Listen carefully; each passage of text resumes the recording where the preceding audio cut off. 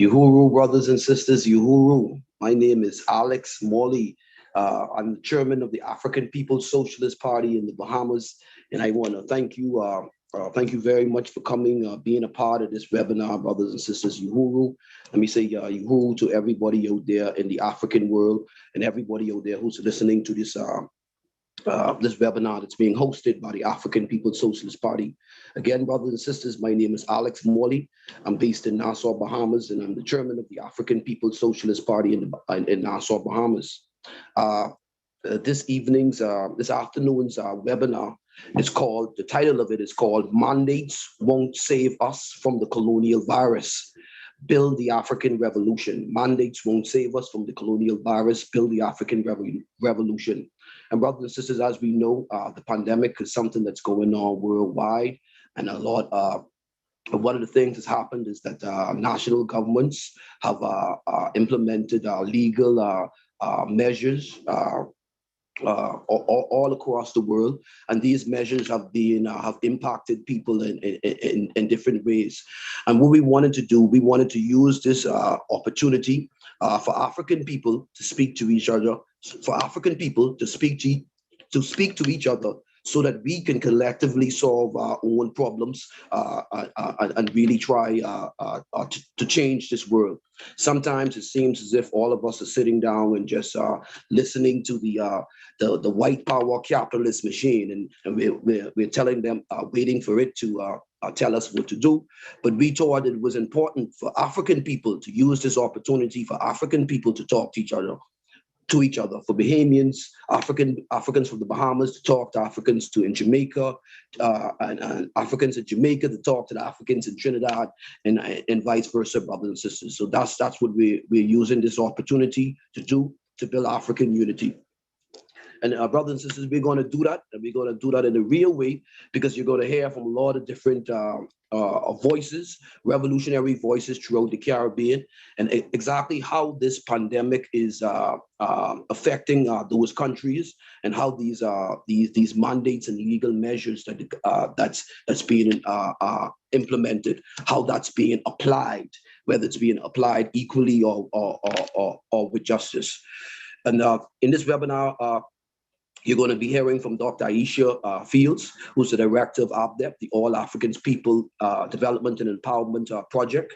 You're going to be hearing from Sister Alikia Ngoma, who's the Haiti expert in the African People's Socialist Party. She'll be speaking about Haiti and neo-colonialism and the creation of gangs. You're going to be hearing from brothers and sisters from Martinique. They'll be speaking on the report on the resistance to the mandates. You're going to be hearing from a sister from Guadeloupe.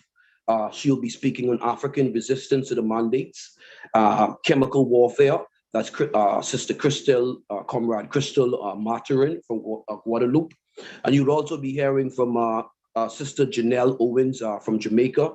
She'll be speaking about what's been the Jamaican response during this period.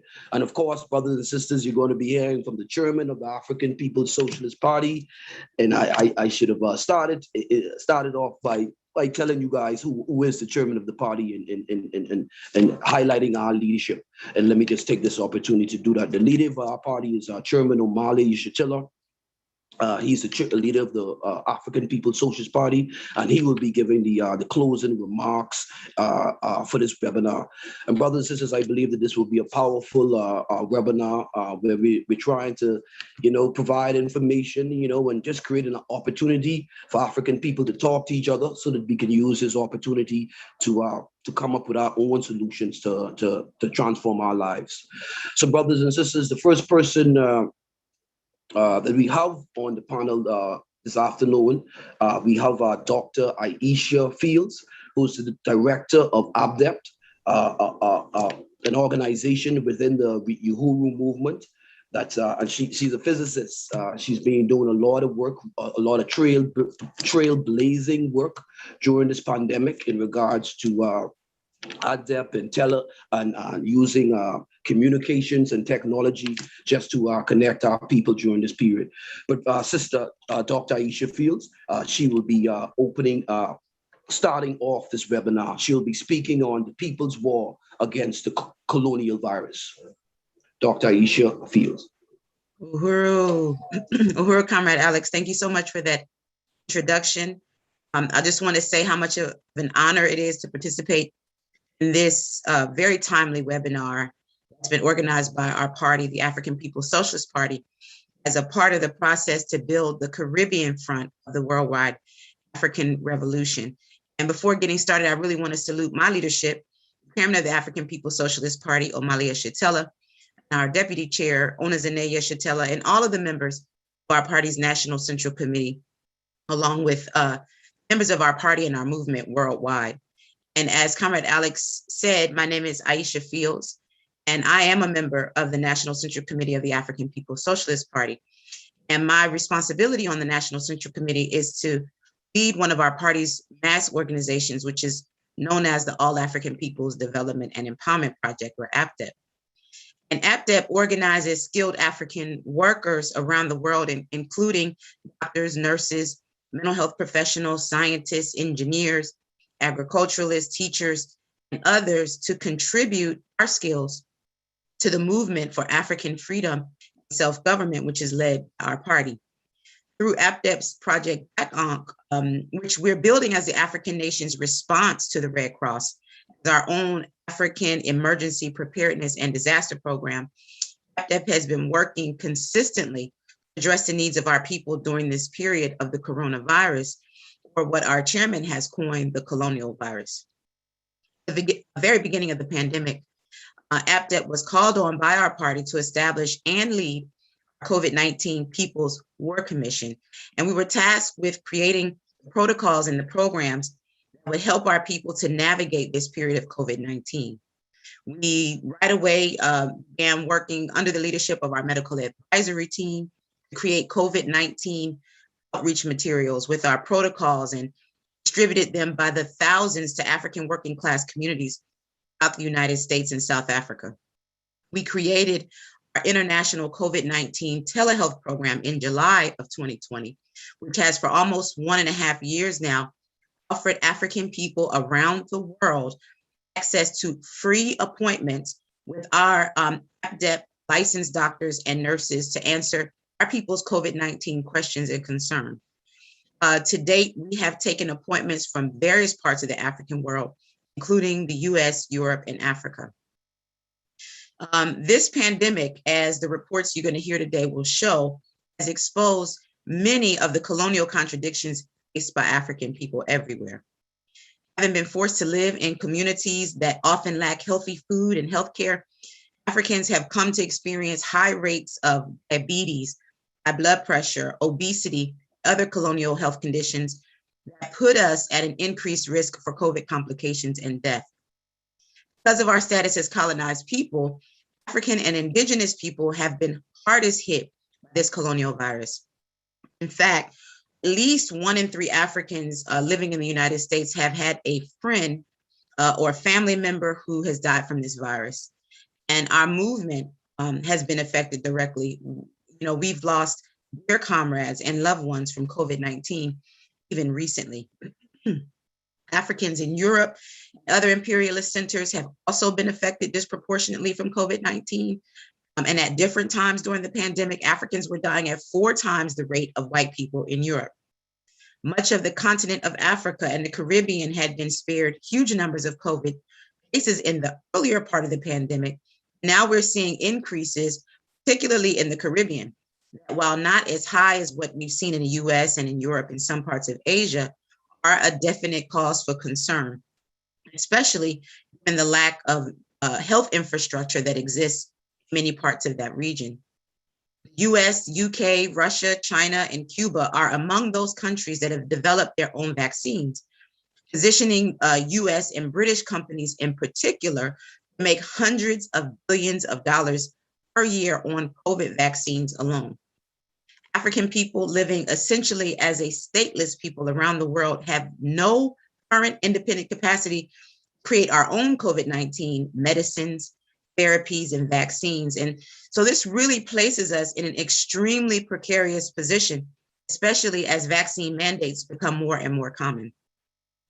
Things are quickly boiling down to a demand either take colonizers' vaccine or lose our ability to take care of ourselves and our families, as COVID mandates are now being tied to jobs, travel, and the ability to participate in some other normal daily activities.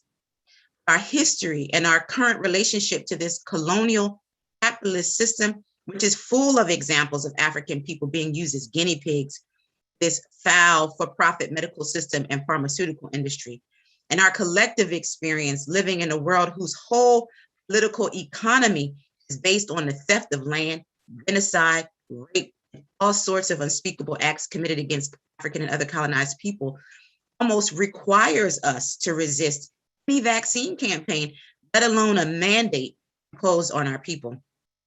Many African people in the Caribbean, in the US, and Africa, and other parts of the world, having assessed the parasitic nature of our relationship to this system, having understood that the rulers, including those who may look like us, that work in the interests of the colonizer, don't make decisions based on our needs or our aspirations or our requirements for life. And we are absolutely unconvinced that now somehow in the era of COVID, they've suddenly begun to do that. Now, we're told that we're supposed to blindly accept, by force if necessary, a mandate to take a COVID vaccine. The rationale is that the rulers are now looking out for everybody's health. The same colonizer or neo-colonial leader who just yesterday was responsible for putting poison in our soil, in our water, same ones who attack us violently with their police and military, those that offer our people nothing but the continuation of poverty, violence, and daily misery, are now defining themselves as protectors of the people, attempting to help us even when we are supposedly too ignorant to help ourselves.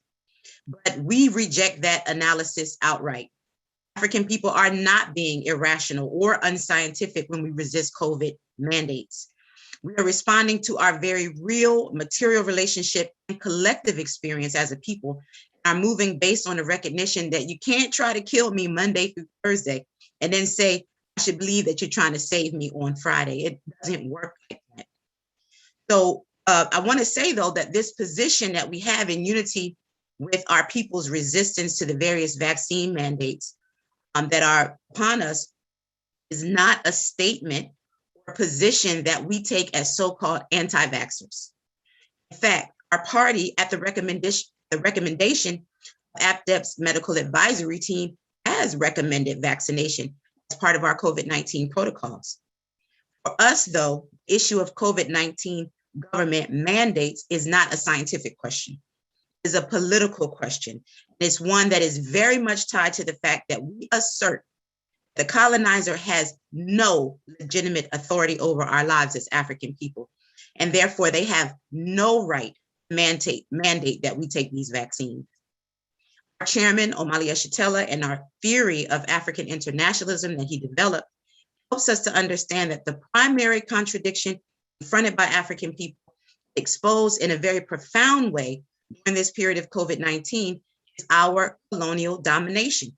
We as African people live as a dominated people. We don't have the ability to independently use our skills, our labor, our land, our resources to create life for ourselves. And this must be overturned. Resistance against colonial COVID-19 vaccination mandates must be taken on, though, as part and parcel of a struggle against the real virus that is responsible for the suffering of our people, the colonial virus that no colonial mandate or vaccine can cure. The medicine that must be applied here is revolutionary medicine. That is what this meeting is about. We can see glimpses of what it may look like when African people can govern ourselves. An example of this is in the Cuban people who've already made their revolution and as a normal feature of their everyday life, have access to their own skills to solve their people's problems to the best of their ability. And despite a US-led embargo that attempts to starve Cuban people and undermine the tremendous gains that they've made the quality of life for their people since the Cuban Revolution, Cuba has had a relatively low number of COVID-19 deaths. They sent thousands of medical personnel and medicines around the world to fight the virus, saving countless lives.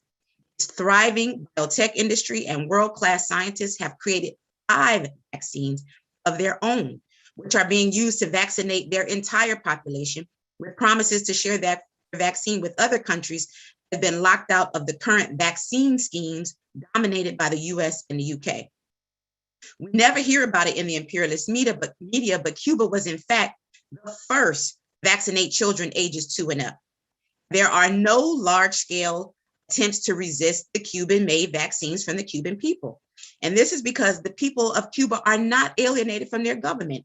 They don't have to question whether or not the government or the biotech industry are pushing a deadly vaccine just to make money or to harm a sector of their population. We can't say that in the United States as African people. We can't say that in Guadeloupe. We can't say that in Jamaica, and we can't say that in Nigeria. We must see from this example of Cuba that African people must do what the Cubans have already done, complete the African revolution. We must be working even now to create all of the systems our future independent African government will be responsible for. This is the work of the African People's Socialist Party, African Socialist International, and the organizations that make up the Uhuru movement. This is the work that we've been doing for more than 50 years. Is the leadership of the African People's Socialist Party in this era of COVID-19 that is providing the leadership, is not only giving us direction and hope, that is building the dual power programs, institutions that are laying the foundation of the independence that we will one day enjoy. It is the All African People's Development and Empowerment Project under the leadership of the African People's Socialist Party is calling on and winning African doctors, nurses, and other skilled workers to contribute our skills towards building a united socialist Africa. United Africa that with control of our vast natural and human resources would train the doctors and the nurses, build the scientific institutions, create the medicines and protocols, make the PPE, initiate the public health measures, and yes, even develop the vaccines that would ensure the health and safety of African people around the world. We have the opportunity today to join the movement that is changing the world. As I close, I want to remind us all that this virus is very transmissible. It is potentially deadly. We must take steps towards living a healthy lifestyle, including eating a diet rich in fruits and vegetables, engaging in regular exercise, getting plenty of rest, and taking other steps to build our immune system.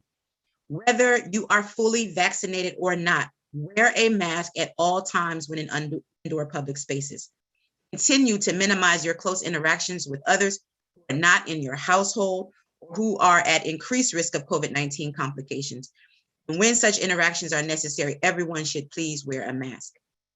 If you begin to experience any combinations of the following symptoms, cough, headache, sore throat, sneezing, loss of taste or smell, shortness of breath, or any difficulty in breathing, you should immediately contact your doctor or healthcare provider for medical advice. If you're a member of the Uhuru movement, please inform your direct leadership. If you would like to make an online appointment with APDEP's Project Black on COVID-19 telehealth program for free, please visit developmentforafrica.org/telehealth. We know that for now, our people do not have a government anywhere working explicitly in our best interests.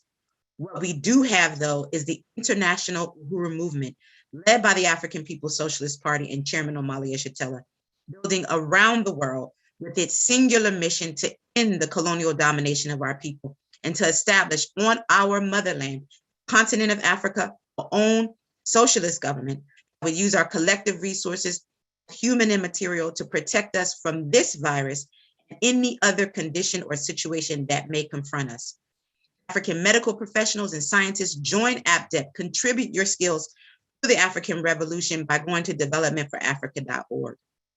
No matter who or where you are, you must join or deepen your commitment to the African liberation movement, the Uhuru movement, leading the way toward a future of self-government and self-determination.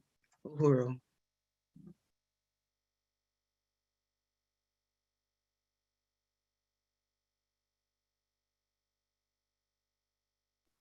Uhuru, Dr. Aisha Fields, thank you very much for that powerful statement on the people's war against the colonial virus.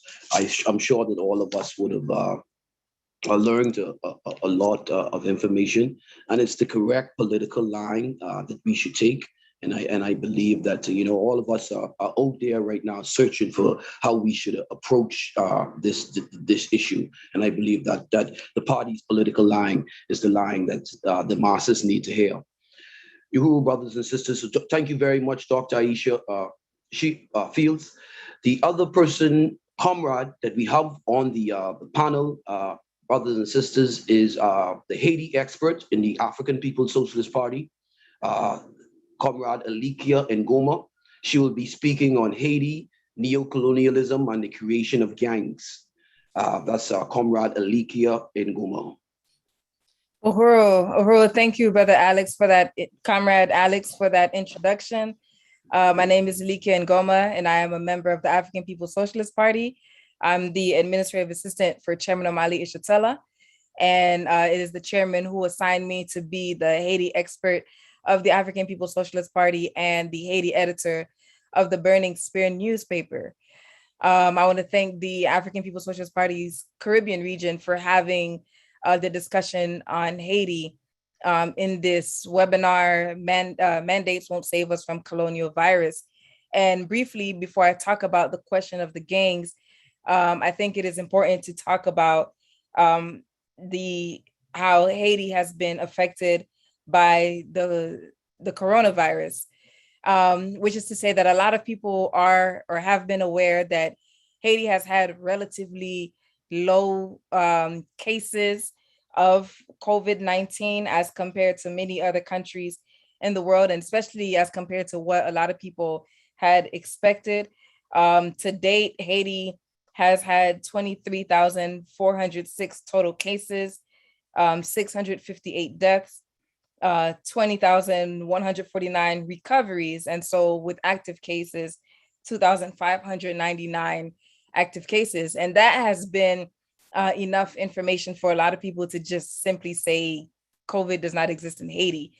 But there's a lot of reasons as to why that is the case. One of the first reasons is that Haiti is, as many other countries in the Caribbean, a large part of the economy is based on tourism and people coming in and out of the country. And Haiti's tourism had been affected, because of the state of the country over the past several years. And during the beginning of COVID-19, the country was shut down. So there was nobody coming in or out of Haiti. So that's what made for a long time there were no COVID cases up until the country opened up. And people do also credit the knowledge of a lot of like traditional remedies and medicine, and for people to build their immune system or to fight COVID as one of the things. But besides that, what the people of Haiti had been, faced with up until this time is just what we in the party say, colonial virus, the virus of colonialism itself. Because while Haiti was not affected as many people expected, if it had been, it would have been complete devastation. You're talking about a country with only about 4 hospitals maximum and a country of 12 million Africans. So we can talk about the level of a scare that was in front of us. And at the beginning, I would also say this, at the beginning of, in February 2020, when colonial virus, COVID-19 was first talked about, a lot of people in Haiti were not taking it seriously. They thought it was a government, lie to shut down what had been happening the year before, which was where between August of 2018, up until February 2020, the Africans were in the street every single day resisting against the Haiti government's waste of a lot of money, a lot of funds that was supposed to go to building infrastructure in the country. So when coronavirus was announced, a lot of people just thought it was a lie to stop that. And as it was realized that, that wasn't a lie, what was put in place to still stop that resistance is what we're seeing today with the gangs. When you're looking at news today and how, they're talking about a number of people from the United States that have been captured by gangs in Haiti, this is the kind of reality that Africans in Haiti had been faced with, for the past few years, to especially concentrated in Port-au-Prince, where a lot of that resistance was being held. And these gangs are government-funded, state-sponsored gangs. When Jovenel Moïse was alive, it was very known, and it was very clear that he had ties to that he was funding directly the leaders of these gangs, including Jimmy, who goes by Barbecue, who is proposing himself to be some kind of revolutionary, when in fact he's a product of counterinsurgency. He's a counter-revolutionary force. He's a neo-colonialist force. There are a number of senators and governors and mayors who fund these gangs, which are like militia, that they take people off of the streets and they bring them in, and people who, when you're looking at them, you're seeing that they probably don't have $2 of their own, but they have the latest machinery, they have the latest guns, the latest tanks, and the police are also in collaboration with them. So, this is the state of the people in Haiti right now, just dealing with neocolonialism. And in fact, because I don't have much time here, I want to reference an article on the burningspear.com where I did talk about certain internal conflict that is taking place between the different gangs, and how that's forcing people, gunfire between them is forcing people into homelessness. And the infighting between the gangs is representative of the infighting between the different neocolonial leaders that they are each funded by. And the way the party says the crisis of imperialism is happening, well, even not only do the colonizers have crisis among them because they want to be the dominating force that oppresses African people, but neocolonial forces experience that crisis too in a place like Haiti, because they want to be the dominating force that is exploiting and oppressing our people. So I don't have much time, but I do want to say that Africans in Haiti and Africans out of Haiti who are seeing what's going on right now have to understand that these gangs are not revolutionary forces. Barbecue is not a revolutionary force. These are counterinsurgent force, and the victory against neocolonialism in Haiti is going to be won through the organization of the people and the unity of the African people there, and joining the African Revolution, being led by the African People's Socialist Party. So Uhuru, thank you.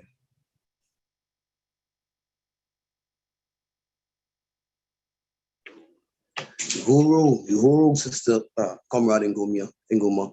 Uhuru is always good to, important for Africans around the world to know what's going on in Haiti, because so much of the information that comes from Haiti is always skewed, and we don't actually know what's happening on the ground. So it's good to have that insightful information, what's going on with the African brothers and sisters in Haiti. So Uhuru, comrade. Brothers and sisters, I'm going to take this, we were going to hear from Martinique, but I will give a brief report on what's going on in terms of what's going on in the Bahamas in regards to these measures. And what I wanted to do was kind of just speak to the history of epidemics, major health concerns in this part of the region. That's how I wanted to tackle this topic this afternoon. First, I would say that the beginning part of this side of the Europeans coming to this side of the world was actually a part where involved a genocide, the genocide of the indigenous people. And there was actually a war which took place where the indigenous people were fighting back against the colonizers. During that period, major health concerns would have also took place. Yellow fever was something that was being experienced. And yes, yellow fever was killing Spaniards, and it was killing the indigenous people as well. Another pandemic. These are major pandemics which would have happened during the early periods of the beginning of capitalism. Smallpox, measles, and all of these epidemics, would have caused a decrease in the indigenous population in this region. And because the indigenous population was being decreased through warfare and because of disease, the Europeans would have made the decision to bring in to attack Africa, that they needed another labor reserve. So Africa was attacked, and then Africans were brought to this side of the world, brothers and sisters. Now, in the Bahamas, brothers and sisters, in terms of those indigenous people, we had about 60,000 of those indigenous people that were in these islands alone. Now, during that war, that would have took place from the minute that the Europeans would have landed from 1492. And onwards, and actually it's still continuing right now because the indigenous people are still fighting back. But the indigenous people were killed, were wiped out during this period through disease and warfare. And also, brothers and sisters, during the early period of the American forming the American, the history of America contained health concerns that affected the majority, the population. The founders who would have wrote the Constitution, they would have dealt with those issues as well. And what history shows us, that there has been times in history where governments have felt that there's been a need to implement legal measures on the population. But it's also important for us to note, brothers and sisters, and I think that it's important that that capitalist production did not stop. These pandemics, these epidemics, even that great numbers of Indians and people were being exploited. The migration, the white migration, imperialist migration, did not stop in terms of African whites coming to this side of the world. By the middle of the 1550s, brothers and sisters, Hispaniola, which is an island that's now we know it as Haiti and the Dominican Republic. But by the 1550s, brothers and sisters, the island of Hispaniola had already been. They were calling it Little Ethiopia. They were calling it Little Ethiopia because all of the Indians, virtually all of the people who were there, were no longer there.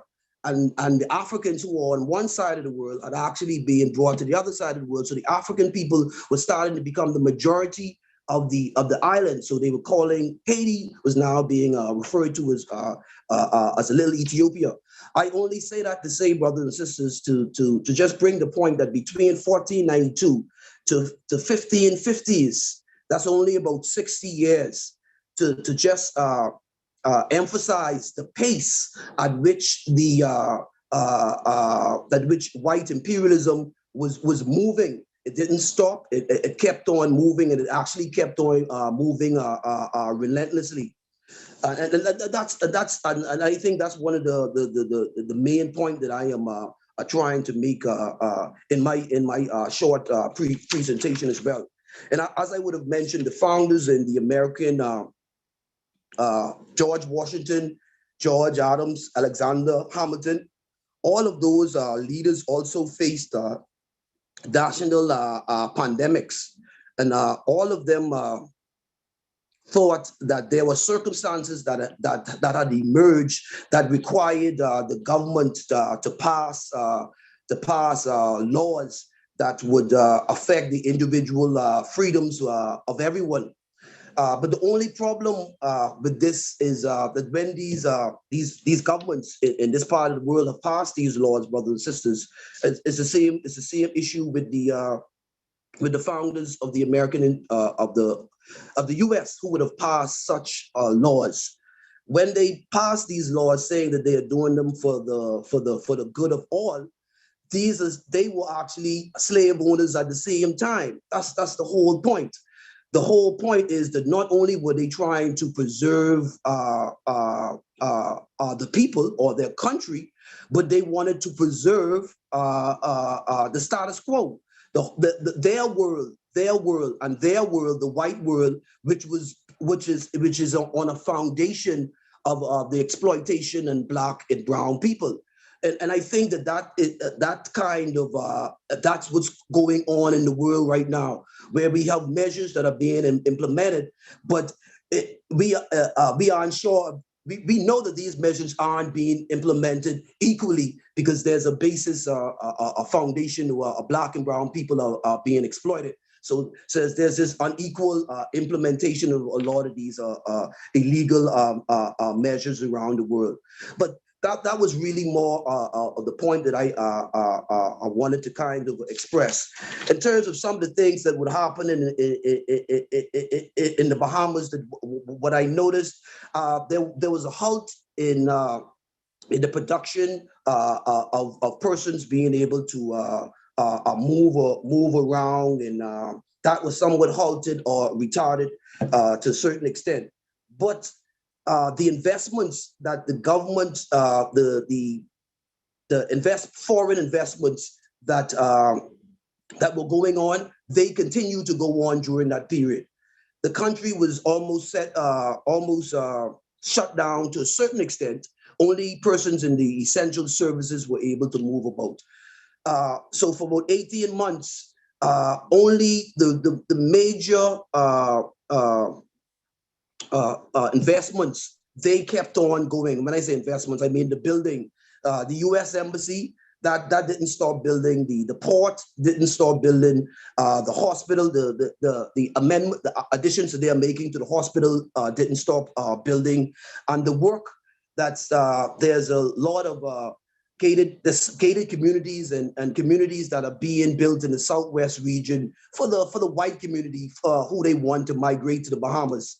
But that work kept on going on during the same time that they were telling Africans in the Bahamas that they couldn't work, and during the same time that they were going on as just like Haiti, the Bahamas depends on tourists as well.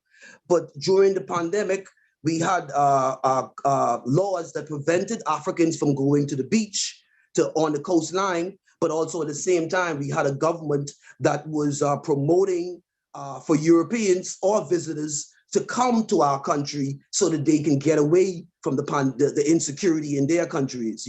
We actually had flyers. I don't know if the government was responsible for that, but there was a marketing campaign to get, as they were telling Africans they couldn't go on the beach, they were telling white people that they could come here to get away from all the chaos and all of the fear that surrounds this pandemic, which they were experiencing in the cities. So we had this unequal application of measures that was going on, and all of that would have caused frustration amongst the people. But those were things that I wanted to somewhat speak on in the Bahamas in terms of the historical, how epidemics have historically been a part of our process, and how measures, even if they are implemented, they still the purpose of them is still to maintain the capitalist status quo, which is a society that rests on the basis of the exploitation of Black and brown people. So those are the things that I wanted to say in regards to what's going on in the Bahamas, brothers and sisters. We have more brothers and sisters. We have a lot of other comrades to speak, and I believe the second half of this webinar, Secretary General Luwezi Kanshasha, who has done a lot of work in helping to build unity within the Caribbean, he'll be speaking, brothers and sisters. But we can move on to the next person in this, next comrade in this webinar. Again, the title of the webinar is Mandates Won't Save Us from the Colonial Virus, Build the African Revolution. The next person is Comrade Christelle Martin. She will be speaking from Guadeloupe, and she will be speaking on African resistance to the mandates and how France has brought France and chemical warfare. She will be speaking about that position from Guadeloupe. Uhuru. Uhuru. Alors, Uhuru, mon nom c'est Mathurin Christelle et ce soir je vais vous parler de la lutte contre le pass sanitaire en Guadeloupe. Good evening, my name is Christelle Mathurin, and this evening I'm going to be talking about the law, all the laws in relation to the COVID and the fact of having a passport, a vaccination passport. Alors, depuis la loi du 5 août 2021 établissant l'obligation vaccinale pour les soignants, So according to the law that was passed on the 5th of August 2021, which makes it a mandate for people working in the health sector to be vaccinated, elle suscite l'opposition farouche des syndicats depuis plusieurs semaines. so over the past few weeks, there's been a strong opposition from the unions. Un regroupement des soignants, des pompiers, mais aussi des professionnels de santé a eu lieu devant le centre hospitalier universitaire de Guadeloupe depuis plusieurs semaines. So over the past few weeks, there's been a gathering of many people, such as health experts, firemen, just gathering to be against these measures. 3 associations connues pour leur militantisme sont au devant de la scène.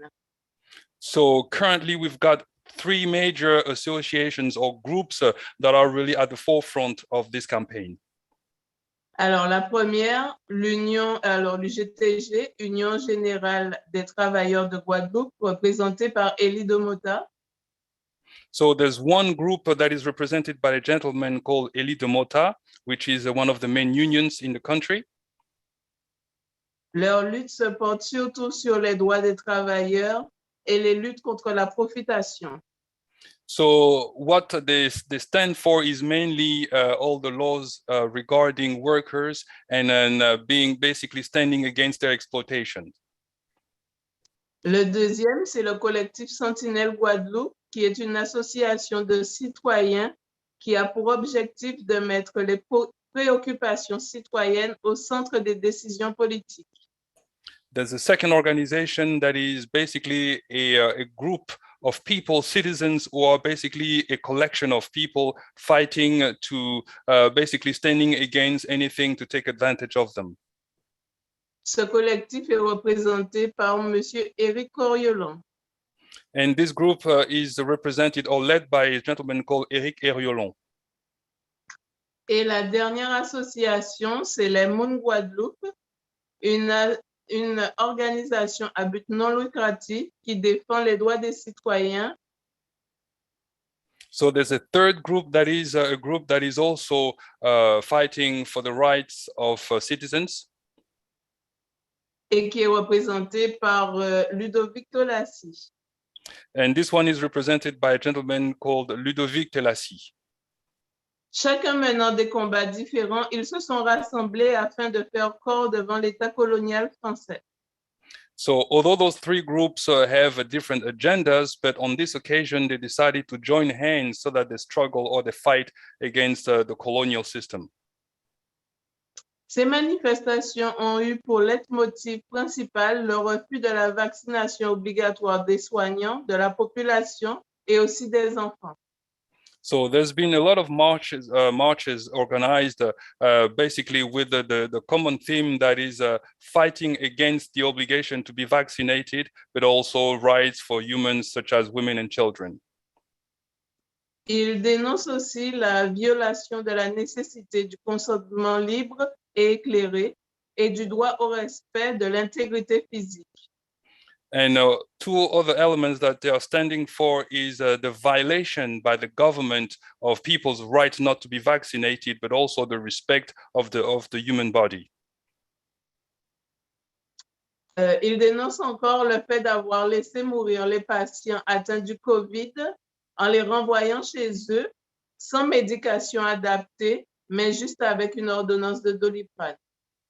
And they're also fighting against or standing against the situation currently in the country, that is that the government deliberately let people who have the COVID to die by just not giving them medicine, just sending them home with just a little prescription of a particular drug called Doliprane. Ce qui a eu pour conséquence un déferlement de morts, soit 815 décès en 3 mois. This situation has led to the death of 815 people as a consequence of being sent home with just a painkiller. Ils sont contre la réouverture de l'aéroport et la non-obligation pour les personnes vaccinées de se faire tester avant leur arrivée sur le territoire. So they're also standing against the decision to close the airport and also the non-obligation for those who have been vaccinated to be tested before traveling or taking an international flight.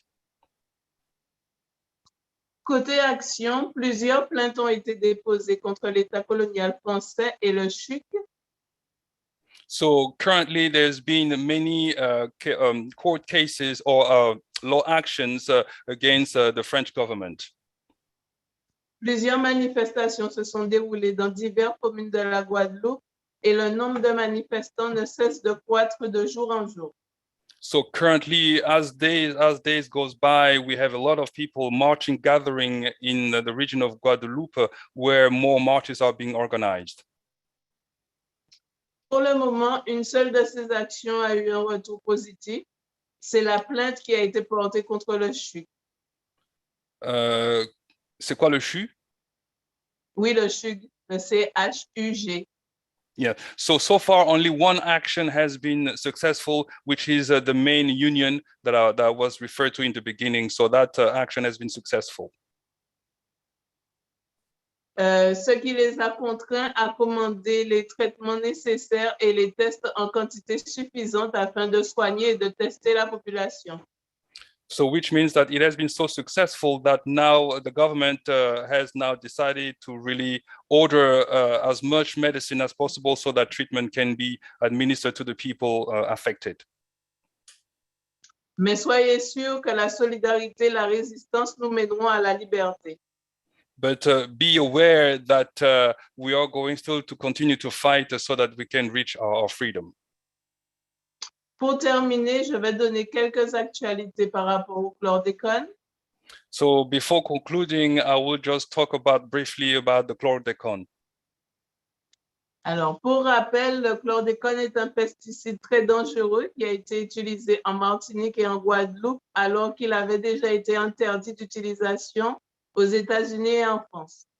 So far, we are aware that the chlordécone was a chemical that was forbidden to be used in countries like USA and France, but it was continued to be heavily used in Martinique and Guadeloupe. Depuis le 11 octobre 2021, la Martinique est partie civile dans le dossier de plainte relatif à la contamination à la chlordécone des sols de la Martinique. So far in the territory of Martinique, there's been a court case taking the country to court for the heavy use of the chlordécone in the territory of Martinique. Le 12 octobre dernier, la Commission supérieure des maladies professionnelles en agriculture a rendu un avis favorable pour reconnaître le cancer de la prostate comme une maladie professionnelle. So far in the court on the 12th of October, it was approved that the prostate cancer was recognized as a disease in relation to the use of the chlordécone. L'inscription de cette maladie au tableau des maladies professionnelles concerne évidemment tous les ouvriers agricoles antillais qui ont eu à manier le chlordécone. So now that disease, the prostate cancer, has now been recognized as a disease in relation to the people, mainly farmers or people who work in the agriculture sector, as a disease in relation to those who were heavily using this chemical called the chlordécone. Mais malheureusement, cette décision n'est pas encore suffisante compte tenu du fait que toute la population est contaminée et pas seulement les agriculteurs. So far, there has not been a heavy satisfaction with regards to this decision of putting that disease on the list, because not only people or the professionals in the agriculture sector are contaminated, but also the large population or the population at large. Donc, la lutte continue. Une Afrique, une nation. So therefore, the struggle continues for one nation, for one Africa.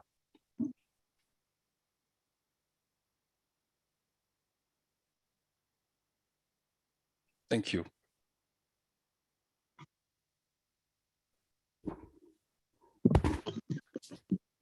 Uhuru, Sister Christelle. Sister Christelle, thank you very much for that presentation. I think people underestimate in the Caribbean that Africans in the Caribbean really don't know what's happening with each other on these islands. You know, I think in the Bahamas news, I think we may spend maybe 5-10 minutes, maybe 5 minutes, maybe one news report on the Caribbean regularly. And that may be every day or once in a while. So information between the Caribbean people is transferring information is very important. And it was, I'm sure that all of the people who are listening appreciated to hear that what's happening with Africans in Guadeloupe. So thank you very much, Sister Christelle, Comrade Christelle. Brothers and sisters, we're moving right along. You may not see my face anymore, but and I just want to say, Uhuru, One Africa, One Nation, joined the African People's Socialist Party. But continuing on this program, we're still continuing to go on. We have another MC in the second half of the session. But right now, brothers and sisters, we have Comrade Janelle Owens from Jamaica, from Jamrock. And she will be speaking on the response to the mandates in regards to the African people in Jamaica. Uhuru. We have a sister from Martinique before. Oh, sister from Martinique. Oh, I do apologize, comrades. We do have, before we get to the comrade from Jamaica, we do have the sister from Martinique. She is here, but I do apologize for that. She is speaking on the report on the resistance to mandates. That's comrade Natalie Jean. She'll be speaking next, brothers and sisters. I don't know much about Martinique, and I'm sure that all of us will appreciate what she has to say. So Uhuru, comrade Natalie, Uhuru.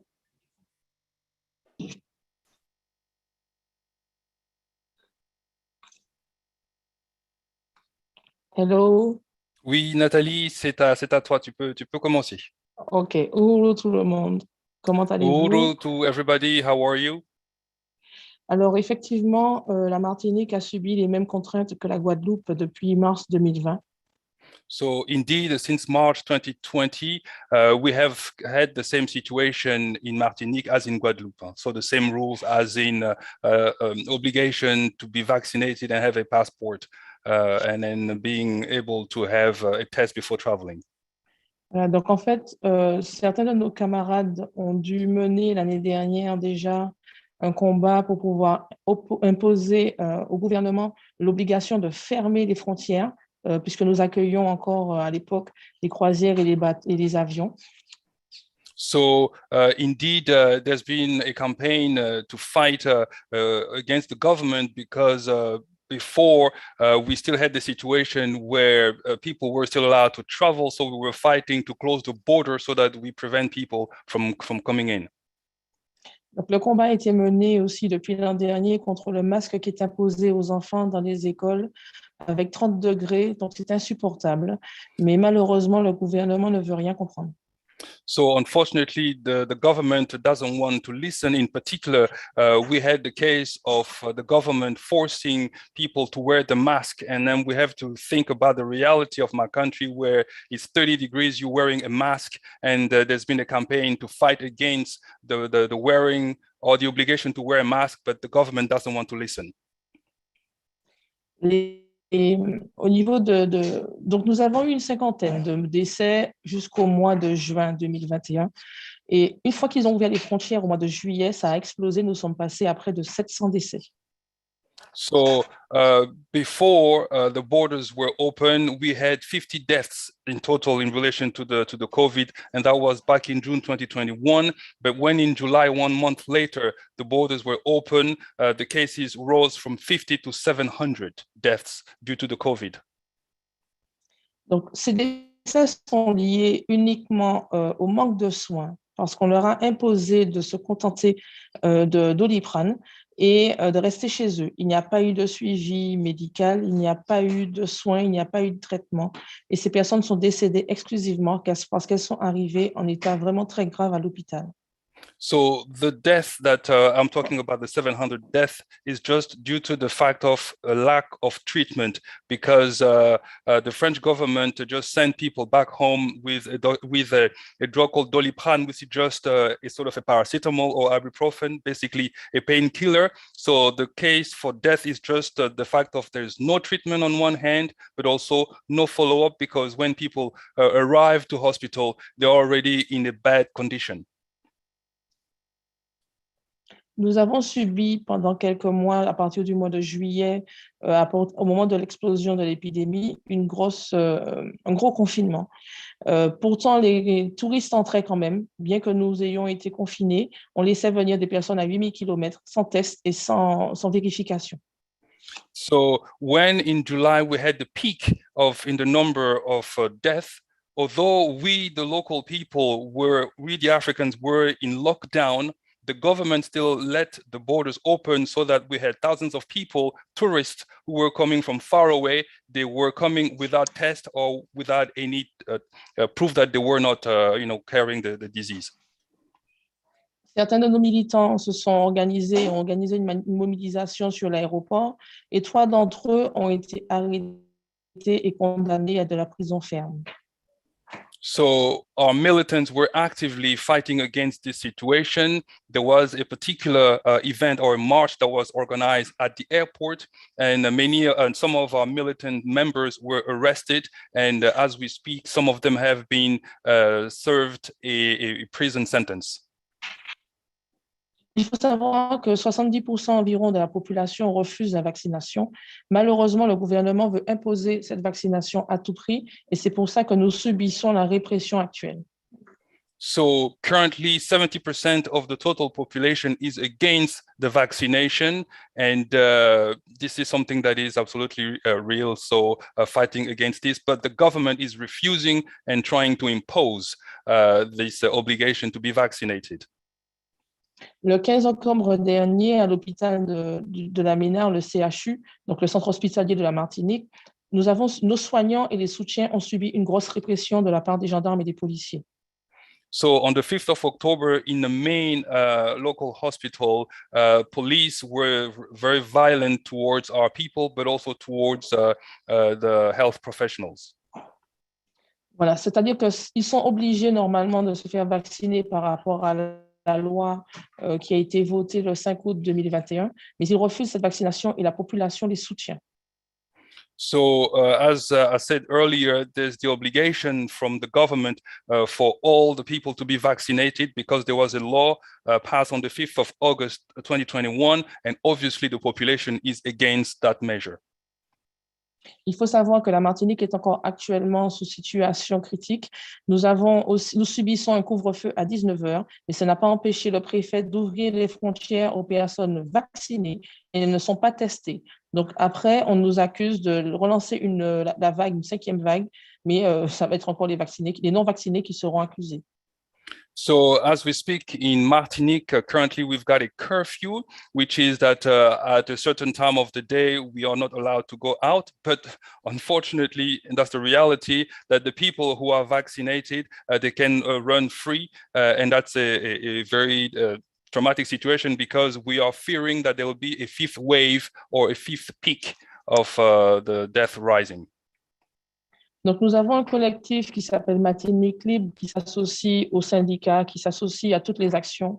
Mais nous avons aussi des syndicats, des associations, des collectifs qui se battent pour les droits des enfants actuellement, parce qu'ils sont en danger. So currently there's a collection of people. There's one particular organization called Martinique Libre, which simply means Free Martinique, which is a collection of militants, but also unions, and they are just fighting specifically to protect the rights of children. Actuellement, le gouvernement a pour objectif de vacciner 80% des petits Martiniquais, les élèves, en leur faisant croire que la vaccination est obligatoire. Or, nous savons parfaitement que les enfants n'ont pas de problème avec le COVID et qu'ils ne font pas de forme grave. So at the moment, the French government intends to vaccinate 80% of the children by lying to them and pretending that it is a mandatory law. But we know that the children are not the problem, and we're trying to stand against that. Les Martiniquais ont été victimes de la chlordécone comme les Guadeloupéens. Nous avons subi tout ce qu'il y a, avec tous les cancers et tout ce qui va comme maladie grave que ça a entraîné, la pollution de nos sols, et nous n'allons pas accepter de nous faire encore une fois empoisonner et servir de cobaye à des laboratoires. Martinique, just like Guadeloupe, have been heavily contaminated by the government use of the chlordécone. And in addition to the contamination, our soil, our land was polluted, and we are not going to be once again used as guinea pigs by the government. Le gouvernement refuse de lever les mesures qui sont instaurées par le préfet, qui se comporte comme un gouverneur, contre un gouverneur de la Martinique, parce que nous n'avons pas assez de vaccination à leurs yeux. So the government is really putting pressure is really putting a pressure against our militants, because the préfet, which is basically the person who's in charge of Martinique, is just thinking that this vaccination have to go forward. Nous utilisons actuellement pour pouvoir soigner nos malades une pharmacopée. Nous avons tout ce qu'il faut comme plante sur la Martinique pour pouvoir soigner clairement, et les gens guérissent. Tous ceux qui sont soignés par les résistants, les militants, parce que nous avons créé une organisation de soins. So far, our militants are being treated with the traditional medicine that we have, because we've got plants and all this that has been used on our militants and is working efficiently.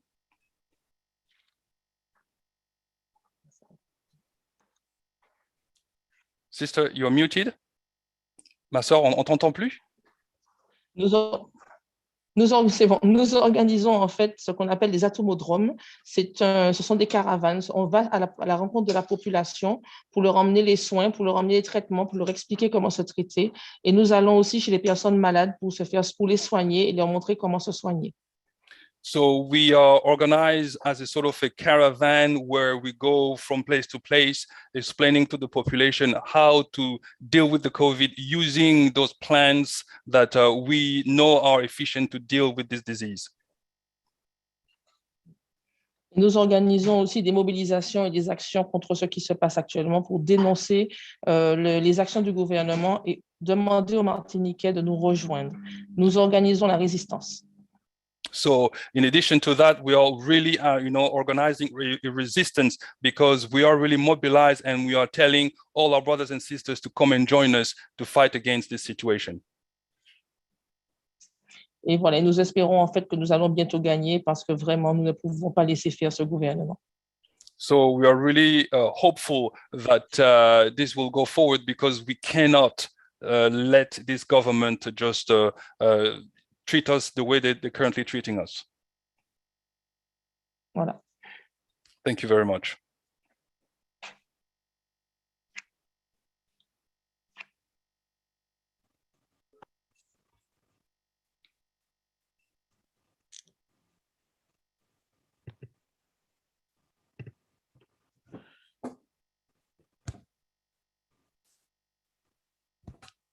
or comrade, I hope you can all hear me.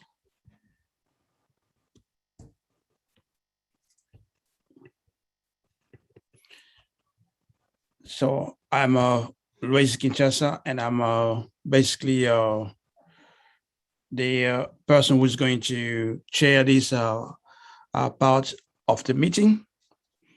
And I just want to say thank you to Comrade Natalie, who just given us, who just explained to us basically through our presentation what's happening to African people in Martinique. And I just want to thank you for this very insightful presentation. And I also want to thank all the previous presenters from Comrade Alex Omali, Comrade Likia Goma, and Comrade the Director for APDEP, Aisha Fields. So I want just to show appreciation. And I'm Luis Kinshasa. I'm the Secretary General of African Socialist International. This organization created by Chairman Omali Yeshitela to complete the Black Revolution, the worldwide Black Revolution of the 60s. So, and what we're going to do now is continue the program. And our next speaker is Comrade Janelle Owens, coming all the way from Jamaica. And she's also going to share with us what's happening in Jamaica in terms of these mandates imposed on our people by the new government of Jamaica. Welcome, Janelle.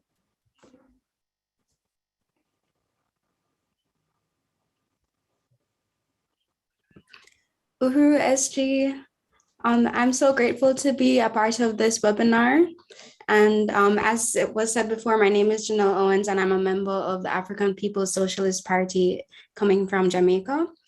And I just want to salute my leadership, Omali Yeshitela and SG Luwezi, and everyone who made this webinar a possibility. I'll be giving the report on vaccine mandates in Jamaica. As of right now, there is no official mandate for persons to get vaccinated against the coronavirus. And back in August, the government stated that they have no intentions of making the vaccine mandatory for persons to take. However, the Prime Minister, Andrew Holness, has been traveling from parish to parish on what they call a vaccine blitz, where he enters various communities and educates people on how the vaccine can protect them. There have also been efforts made by healthcare professionals who go from home to offer and administer the vaccine. This is supposed to help people who cannot travel to the main vaccination sites for whatever reason. Despite all these efforts, the percentage of people who are fully vaccinated in Jamaica is about 12%. And the vaccine rate remains low despite Jamaica being the first Caribbean country to receive doses as early as March of this year. The vaccine blitz effort is being made because Africans in Jamaica are resistant to taking the vaccine. The government has deployed various campaign slogans such as "Every Vax Counts" and "Get Vaccinated to Get Back to Life." But we know that the life that he says we will get back to is a life under neo-colonial rule. Furthermore, despite there being no official mandate, the government and petty bourgeois companies have taken actions that make the vaccine mandatory for some persons. The government requires that all children returning for face-to-face classes be vaccinated against the coronavirus. Some big corporations, such as the National Commercial Bank, have required that their workers get vaccinated before returning in person. This has led people to believe that official vaccine mandates will be coming soon. And in response, there have been numerous demonstrations against mandatory vaccinations. The people are not necessarily against other people taking the vaccine, but they are against making the vaccine a requirement for conducting business and living life. There have been cries for alternative measures to be taken to protect people against the virus. One person said to government officials that it's water that they want, not the vaccine. The government responded that they should get the vaccine and then they'll get the running water. I find this to be particularly cruel and a glaring example of the failure of neocolonialism. Although the Jamaican government is pushing this vaccination agenda, It cannot be said that this is a government in support of the public health of its citizens. Children are required to be vaccinated before returning to school, yet there are many schools in the country without running water. Many homes in Jamaica do not have running water. This has been the case for years, even before the coronavirus. How can it be said that this government is concerned about public health when people cannot even perform the most basic act of washing their hands to prevent the spread of illness? The Prime Minister said in Parliament that the pandemic can end when the virus kills enough people, enough of the population, such that it can no longer infect others. He stated this as the only alternative to ending the pandemic other than vaccinations. This is not a government that is capable of gaining the people's trust, as they historically have not acted in our best interest. This is a government that has neglected the people and thus has no influence on people's attitudes towards the vaccine beyond coercion. We in Jamaica are living under neo-colonial domination. The urgency from the government to control the virus is not necessarily an effort. It is not an effort to protect the citizens, but to make the island more attractive to tourists and people traveling from the UK and USA.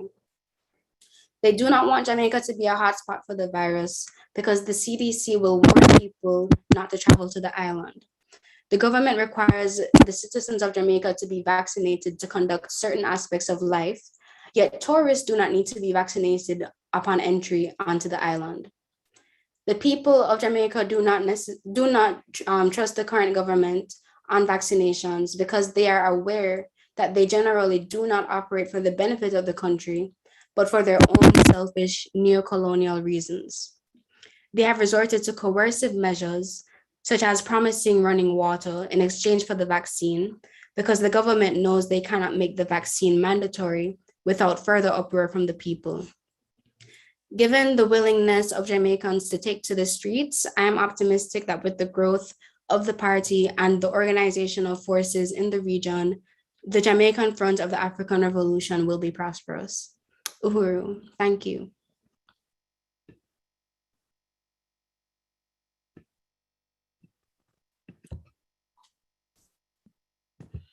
Woohoo! Thank you so much to Comrade Janelle from Jamaica for her presentation on the situation created by the imposition of colonial mandate from the neo-colonial government of Jamaica.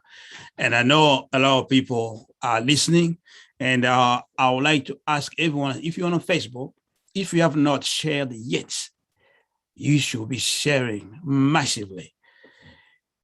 If you're on YouTube, if you have not shared yet, please, you should be sharing massively. I'm watching also on Facebook, and I want to see the numbers to increase.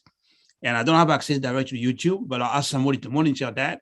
We want to see the number to be increased, because now our next speaker is the person responsible for bringing Marcus Garvey not just back to life, but creating an organization who's carrying out the legacy of Marcus Garvey. He's been responsible for creating what we call the African Socialist International, an organization that allows Africans everywhere to fight the same colonial system, excuse me, that is oppressing us for the last 600 years, in the same organization, and for the objective of unifying the African nation and unifying the African continent under the leadership of the African working class in alliance with poor peasants. And he's responsible for creating a philosophy. Now, the working class in Africa and around the African nation can use a philosophy we refer to as African internationalism, which is the philosophy of the African working class that explains the birth of this colonial capitalist system and also the end of, if you want, the destruction of this colonial capitalist system by the revolution of the African nation led by the African working class. He's responsible for creating all these revolutionary newspaper, not just in Black nation, but across the planet, in the world. That's a Batting Spear newspaper, We're launching a bilingual French-English version by December. You should not miss it. If you don't speak English, we speak French. It created also what we call the white solidarity, an opportunity to tell the white people they can have a life without colonialism. They have to join the Black Revolution and the leadership of the African working class. And today, everyone talks about reparation movement. But do you know, Chairman Omali launched the modern, reparation movement under the leadership of the African People's Socialist Party in 1982 by organizing the first tribunal that put the United States government on a trial. That was 1982. That was a long time ago. If you know anybody who was born in 1982, it gives you an idea, how old, the leadership we provided over this question of reparation. And lately he was invited to speak at the prestigious University of the Bourgeoisie of Oxford in England, because the bourgeoisie there wants to know what this African internationalism is about. So Chairman Omali was invited there, and it was a tremendous debate. And that video is available on YouTube, but you can watch it. It's also, I think, on the chairman's Facebook page. You can look at it. And you notice in this organization, the African People's Socialist Party, the women are in position of leadership almost everywhere. And so we're saying the women must lead. And that's another legacy of Chairman Omali Yeshitela, because they are revolutionary. So, I can't say more, but what I want to do just to give you an idea of who's coming is no other than Chairman Omali Yeshitela, who is going also now to give us an overview on what's happening with the mandates. Uhuru, Chairman. Uhuru, Africa. I want to express my appreciation to Comrade Secretary General Louise Kinshasa, and to all of the presenters, this incredibly significant webinar that we are conducting on today. And I want to also reiterate the fact that this is a webinar that's being sponsored by the Caribbean region of the African Socialist International. And that's important because when we say it is the Caribbean region of the African Socialist International, we are also saying that it is recognition of the fact that we are one Africa, one nation, forcibly dispersed around the world. So we are one people. And I think that it is important to say, to repeat, that we are a revolutionary organization. We make the assumption that there can be no freedom, there can be no health, there can be nothing important and good that's happening to African people as long as we live under foreign and alien domination that's known as colonialism. And that everything that we've heard from everybody who has spoken up to now, including myself, we've heard it coming from a people who live under colonial domination. I think it is also significant that there is a similar message coming from everyone who has spoken. And part of what we've come to understand just listening to them is that we are not faced essentially with a health crisis as difficult and complicated and dangerous as the COVID-19 pandemic is, that we are suffering from a colonial contradiction. It is a colonial contradiction that is hundreds of years old. It is a colonial contradiction that it began at least at that point 600 years ago when Portugal first came to Africa and initiated the capture and forced dispersal of African people around the world.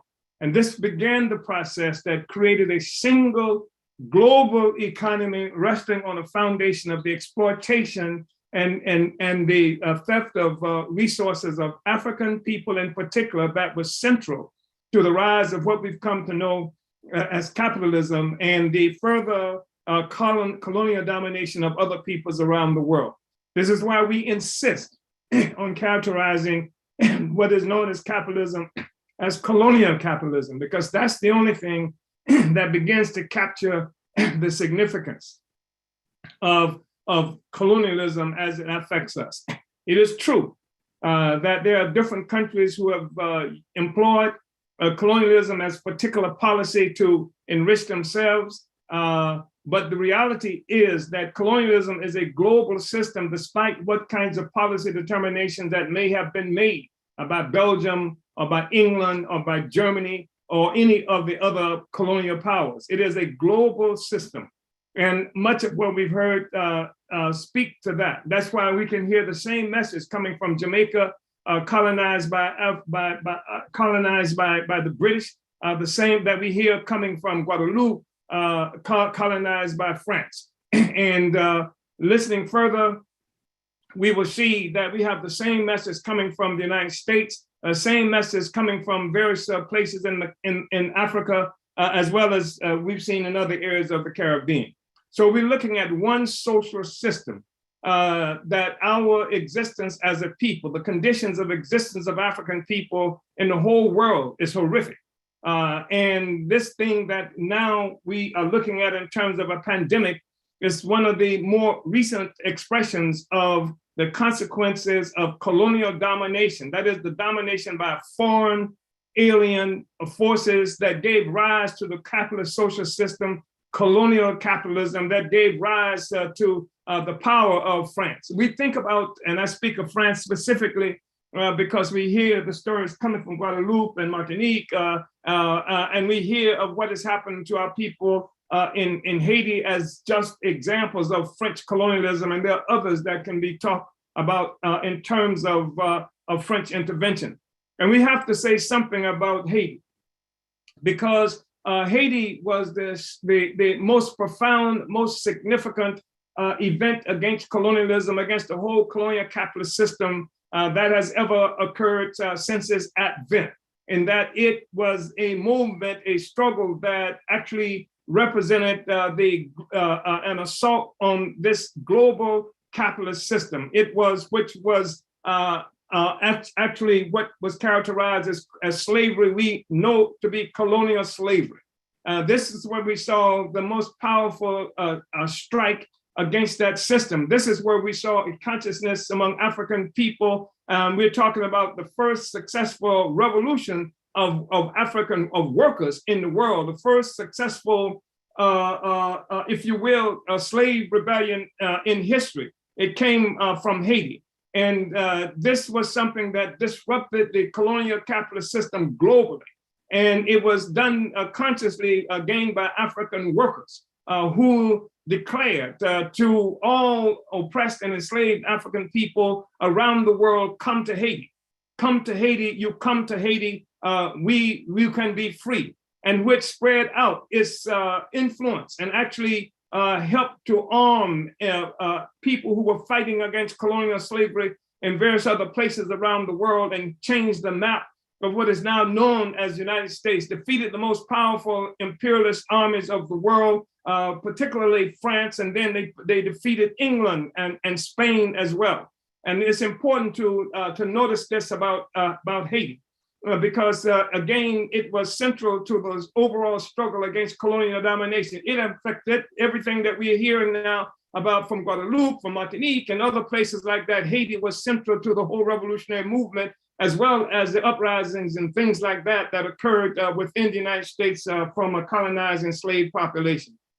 We have to speak to Haiti, and especially since the success of our oppressors in winning and raising hatred of Haiti, of slandering Haiti, and within the colonized population of the Caribbean itself, and precisely because of its success, and precisely because there is a need by our oppressors to see that what happened in Haiti is not something that is emulated by oppressed African people, colonized African people throughout the Caribbean and throughout the world. And especially when we know, like Jean-Jacques Dessalines, Coupeté, Bouleka, cut hairs and burn houses, which was the most definitive, unambiguous statement what had to be done to deal with colonialism. And this brings us to a really critical question, because the struggle that we are involved in when we talk about the pandemic, when we talk about colonialism, is a struggle against colonialism itself. It is something that has been portrayed by our oppressors as something necessary to mandates as such necessary, particularly when it comes to the African world and all over the African world, in the United States, throughout Africa, throughout the Caribbean. as we've seen, there's tremendous resistance to dealing with the mandates for vaccinations. And this has been put forth by the colonizers, by our oppressors, as having to do essentially with the kind of ignorance and superstition that African people are enveloped in. When the fact of the matter is that it is not a question of science that is rejected by African people. In fact, it's a very scientific approach. It's a very scientific expression of opposition. It is a political question, has always been a political question. We are not ignorant of the fact that between the time frame of 1347 and 1352, 1347, 1352, half the white people on the planet Earth died of plague. In 4 short years. And you can't even have a successful economy if half the population dies in 4 years. And then after that time, for the next 50 to more than 100 years, we saw that and other plagues visiting Europe and having a devastating effect on Europe. And what rescued Europe was not vaccinations. What rescued Europe was the fact that it stretched out and initiated the capturing Black people, the enslavement of African people that brought their economy back into life. And that in the process of bringing their economy back to life, they made a major fundamental assault on the economic life, the economic activity of Africans and other people who fell sway to colonial domination. We look at what's called the Caribbean. We're talking about millions of people who have been disappeared. It wasn't coronavirus that killed the indigenous people there. It was European colonialism that killed them. It was European colonialism that took us from Africa and had a devastating impact on the African continent itself, and took us to the Caribbean, took us to the Americas and what have you, and enriched and made healthy the Europeans at the expense of African people globally and at the expense of other oppressed peoples around the world. I want to share something with you that I think is really important, because it's important for African people too. This whole question about the science of vaccinations. There's no doubt that that vaccination is a legitimate science. The question is the political power of those who are utilizing the vaccination and those who determine when a vaccination is necessary and what it's necessary for. And I want to just share that this is a recent book that was called Maladies of Empire: How Colonialism and Slavery and War Transformed Medicine, written by a white guy named Jim Downs. And the truth of the matter is that that what we now know as vaccinations is what came from Africa to the United States and to this hemisphere. Downs writes in his book that before the vaccination procedure was developed in England by Edward Jenner in the late 18th century, a different procedure called variolation or inoculation was used to confer immunity to smallpox, whereas vaccinations involve treatment with milder cowpox virus. Variolation involved inoculation, usually through a scratch or cut on the arm with material from an actual smallpox pustule. Variolation had been used in Africa, China, and India for centuries, but the origins of the practice in the United States can be traced to slavery in 18th century Boston. An enslaved African named Onesimus introduced the famed Puritan minister Cotton Mather to inoculation as a way to prevent smallpox infection. Onesimus showed Mather the scar on his arm, sound familiar? Where he had been inoculated in Africa, and explained that it was a common practice there. In the summer of 1721, a smallpox epidemic ravaged Boston, causing fear and terror among the residents. Intrigued by Onesimus' description of inoculation, Mather, a leading official in the city, believed that this new idea came from God. He advocated for the adoption of this practice in the face of the epidemic. Many physicians balked because they believed the practice was an African superstition. And in addition, they refused to accept a medical idea from an enslaved African. Anyway, this is where the vaccinations began in the United States. Inoculation happened as a consequence of what was brought to this country from Africa. And I think it's really important for us to understand that it is not the science that is the problem. It is the fact that the science in the hands of the oppressor has always been used against us, just as every other thing that has come from the oppressor. There's more that can be said in what I've just mentioned here. The fact of the matter is that it was colonialism. It was the movement of so-called slaves, enslaved Africans and other colonized people around the world that gave white European doctors access to information, and also served as providing a laboratory for experimentation to see how a disease was affecting people around the globe, and to discover the commonality of disease and the commonality of cures, and getting those cures so often from colonized peoples ourselves. So I think it's really important to understand that and to make that distinction. We live as a subjective colonial people. We experience a consequence of oppression from a foreign and alien power. This is something that we've known for quite a while. I mean, we're talking about people who are in this discussion on today. We're talking about where Frantz Fanon and Amy Césaire were very active in developing the theories surrounding colonialism. In fact, was a part of the whole colonized colonized ourselves in developing the theory around colonialism. And so there's been much written, much discussed about colonialism and what it means. But one problem that we've had and that African internationalism has moved to deal with is colonialism, again, is not simply a policy affecting one place or another place or different place in disparate ways caused by particular countries. Colonialism is something that emerged as a global social system, the social system that gave rise to the significance of white power, to capitalism itself, has its origin in colonial domination and the expropriation of tremendous amount of value from Black people, from oppressed people around the world. This is the essence of the contradiction that we are dealing with.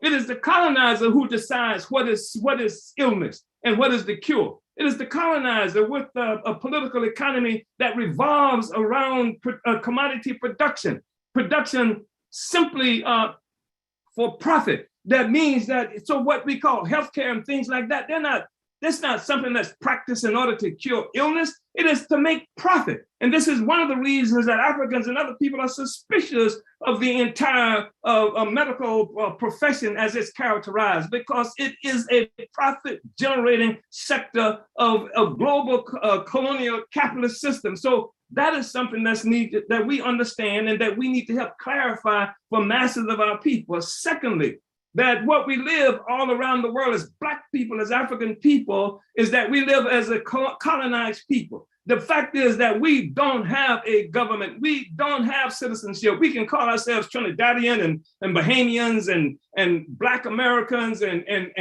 Ghanaians and all of these things. But the reality is we are not citizens, because citizenship is something that is conferred on a people through, it's a legal definition of a relationship that a people have to a government.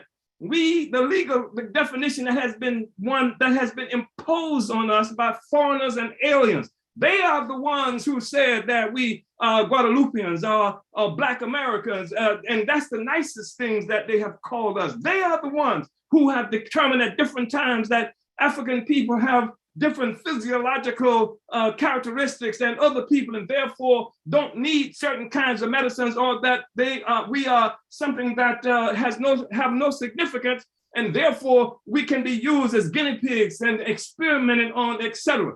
This is the reality that we're contending with. This is the reality that's been spoken to throughout this process.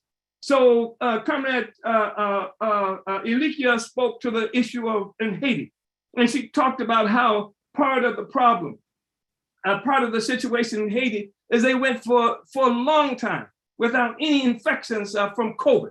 And it was only, and she attributed this to the likelihood of African traditional application of certain medications and health practices, and also to the fact that the colonizer was not there in any numbers. We heard something similar coming from the Bahamas and other places in the world where the colonizer brought there's an actual coincidence of a relationship between the opening up borders and colonizers appearing. Some places, I think it was Ghana, I heard on one occasion, they were actually able to trace the emergence of COVID to a particular European that came to Ghana. So this is the contradiction that we are looking at. And so the fact is that it is believable that traditional African medications and health services had a factor in dealing with the COVID, because as I said, as we just mentioned, even from this writer who talks about maladies of empire and how vaccinations began, it is clear that these vaccinations began as a consequence of what African science had provided, that white people, the European colonizers, wanted to characterize either as sent by God or as a superstition that came from Africa. That science was what initiated vaccination process and inoculation in the United States. Africa, we've had the science. And the problem that we have is not a capacity to grow our science and to solve our own problems. The problem that we have is the imposition of a foreign and hostile alien domination over our lives, either directly or indirectly in the form of neo-colonialism. That's what we are dealing with. So whatever the response is in opposition to mandates and other things that's been put forth around the virus, we have to take it beyond that. We have to oppose not only the French mandates around vaccinations, we have to oppose French colonialism. And we have to do this not in isolation, one from the other, so that we have a situation where the glorious revolutionary movement of Haiti was isolated from the rest of the world, from the rest of the African world by our colonizers, and it was never able to reach fruition because the Africans every place else were incapable of responding appropriately. Now we can respond. And we can have the united response globally, not just in the Caribbean, but every place else, to end colonial domination, to take back our freedom, to take back our capacity to be a self-governing people, to take back our capacity to cure ourselves, to take power from the African petty bourgeois neo-colonial forces that's been placed there. And sometimes it's been placed there, even though the persons who are there may not understand this relationship, but everything that happens under colonial domination, this global system, as part of the system itself. And so when we talk about neo-colonialism, we're talking about white power in blackface. We're talking about the fact that the whole social system born of colonialism was not overturned. It's a new colonialism. It is a colonialism where the colonizers still control our economy, still controls our lives, and makes every determination that's significant to us, even to say that we have to have a mandate to take a vaccination because they've destroyed any other way that we can utilize our own expertise, our own resources, our own freedom to attack this question of COVID. And it may be part of that freedom would have been able to close the borders so that the Europeans who suffered from the Black Plague in the 14th century would not have been able to bring it into wherever it is that we are located as a people. We have no citizenship, we have no country, we have to fight and create that, and we have to do it, not through the African petty bourgeoisie, but the power has to go to the African working class. If vaccinations were the answer, of course, we saw that half the population of Europe died in 4 short years. There was no vaccination that saved them. It was colonialism that saved them. It was the attack on the rest of us that saved them. So I just want to say, brothers and sisters, that we have to fight this revolution. We have to build the African Socialist International. We have to build the Caribbean sector of the African Revolution. We have to unite that region under the leadership of the African People's Socialist Party, so that we can have a global response to a global problem that we experience as a people. So we say, this is the approach that we have to take. African internationalism is the way forward. Power to the people is the way forward. And we have to say, one Africa, one nation, is relate to E-Africa. Uhuru.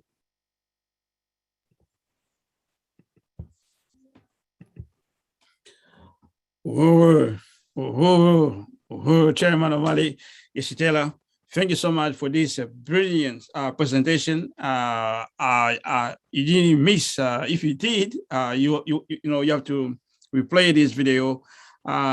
It's not vaccine that saved Europe from the plagues, from diseases. It was colonialism that saved them. So that's really clear. And part of our freedom is definitely to have power over our own lives, power over our African nation, power over our Africa continent. So a global response to this global problem requires a global revolution from African people everywhere under the leadership of the African working class. These guys are powerful. So as I said before, you have to share.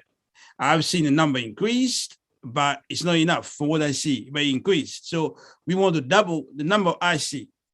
So everyone needs to, if you share to 4 people, you must double it to 8 people. If you share to 10, double it to 20 people. I want everyone to share, double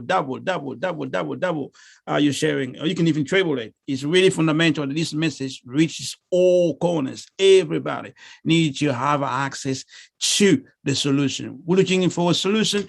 This is part of the solution that requires Black people to have power over our lives, our power over our nation. And that's just critical. So thank you so much, Chairman, for this presentation.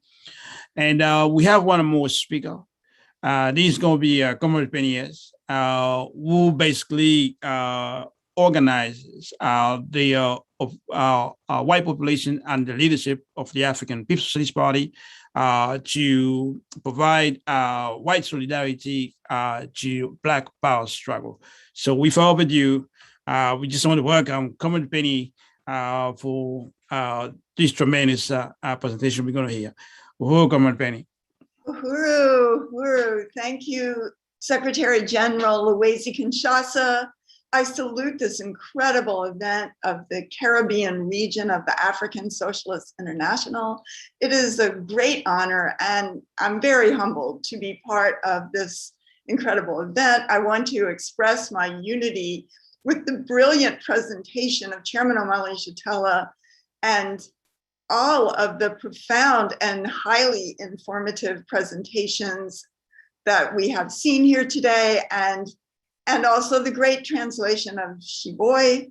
Just this has been an incredible event. And to say that I am the chair of the African People's Solidarity Committee, which is under the direct leadership of the African People's Socialist Party. It was formed by the African People's Socialist Party and Chairman Omali Yeshitela. And again, we salute the Caribbean front of the African Revolution and the centuries of African resistance, revolution from the Maroons to the victory of the African Revolution of Haiti, which Chairman Omali Yeshitela talked about, and to the emergence of Marcus Garvey, Frantz Fanon, and so many other African leaders, freedom fighters, cultural workers, singers, musicians, just everything that have expressed the brilliance of the African Revolution and the unity of the African nation. And to say, again, as a member of the African People's Solidarity Committee, that the African People's Socialist Party created us as an organization under their direct leadership with the mandate to extend the African Revolution into the white population and win reparations to African people. And again, I salute our leadership, Chairman Omali Yeshitela and Deputy Chair Ona Zane Yeshitela, who leads the day-to-day work for us as the members of the African People's Solidarity Committee, and the Central Committee of the African People's Socialist Party. And as chairman just laid out, there is one social system. It is colonialism. It is the basis of parasitic capitalism. And I salute the chairman's scientific political theory of African internationalism that the chairman has just developed over so many years of the unity of theory and practice. And African internationalism has enabled me and my comrades in the solidarity movement to be able to see and understand the truth about the world and how it got to be the way it is and what it is that we have to do to play our role in the overturning of this parasitic system once and for all. And that we recognize, as the chairman has said, that African people in the Caribbean, Africans everywhere, including inside the borders of the United States, are impoverished and oppressed and without power because the United States and Europe and white people in general are wealthy. And that is one system that is both parts, both faces of this parasitic capitalist system, as the chairman has shown us. And as the chairman has taught, that capitalism and the wealth of the white world exists through Europeans setting out from the shores of Europe beginning 600 years ago with a brutal, violent, ongoing assault on Africa and African people, kidnapping and trafficking African human beings, turning African people into commodities, stealing African labor, genius, resources, and land. And white people are rich and have power because African people throughout the Caribbean and the world were forced through unspeakable violence and terror carried out by us, the colonizers. And this terror and forced stolen labor produced the massive wealth for England, France, Spain, Portugal, Holland, and the US, and in the Caribbean on huge plantations that made Europe and white people wealthy on stolen African labor, genius, and the freedom of African people. And as Chairman Omali Yeshitela tells us, this is what created the startup capital for the entire capitalist system. It's what fed and sparked the Industrial Revolution with coffee, indigo, tobacco, rice, cotton, and especially sugar, and also rum, which comes from sugar, to which the whole white world began consuming massively, making sugar a billion-dollar commodity, second only in value to African human beings themselves, who had been turned into commodities, and that which started and formed the stock markets of London, Amsterdam, New York, and the wealth of Wall Street, US imperialism that we see today, and white people's ability to live at the expense of everybody else on the planet. And that white people are rich because Europe wiped out hundreds of millions of indigenous people, as has been said, including the Taino people, and stole their land, imposed colonialism on the majority of the planet for the benefit of the white population, and all of us serve as colonizers and all of us sit on the pedestal of the oppression of Africans and other people around the world. So many indigenous people were slaughtered in the Caribbean by white colonizers that by the year 1600, it created a mini ice age because so many indigenous people and their farmlands had been wiped out, and it returned to trees and it created, just coldness for the entire world. And Chairman Omali Yeshitela has told us that, as he said today, that colonialism is the mode of production of capitalism. Colonialism is how the entire white world is structured and how we see and experience prosperity, democracy, how we see ourselves, and the self-lies and false self-image that we have and that we impose on the rest of the world. And it means that for white people, our happiness requires the pain and suffering of others. For white people to do well economically, African and oppressed peoples must be brutally exploited. That means that we have to recognize that all white people are the colonizers, and to understand colonialism as defined by African internationalism and Chairman Omali Yeshitela, it lets us see the lies that we tell ourselves about ourselves and the world, and it lets us see the world as it really is. It turns the world right side up, and that we recognize, as Chairman Omali Yeshitela has proven, that colonialism not only exists in Africa and the Caribbean and wherever African people are, but also inside the borders of the United States. And the chairman has taught us that it's not a struggle against racism in the US or in the Caribbean. Nothing will be solved by white people, quote, unlearning our racism, while the material conditions of colonialism and the oppression of African people continues to be backed up by daily violence of the colonial state, that colonialism is the political and economic domination of a whole people for profit, backed up by the state. And that the chairman has defined reparations as a revolutionary demand, the return of the stolen resources into the hands of the true working class of the world, the African working class, wherever it is located. The definition of the world and the understanding of the work of reparations to African people within this context, under the leadership of the African Revolution, of the party, the vanguard party of the African working class, that it's not just a return of stolen resources, it is also a revolutionary stand for white people. And the only way white people can take a truly revolutionary stand, because we sit on the pedestal on the backs of African people. And therefore, the only way that we can take a revolutionary stand, if we say we hate capitalism, we want to see imperialism go, we want to rectify our relationship to the people on the planet Earth, we must be under the leadership of the African Revolution, led by the African working class, the African People's Socialist Party.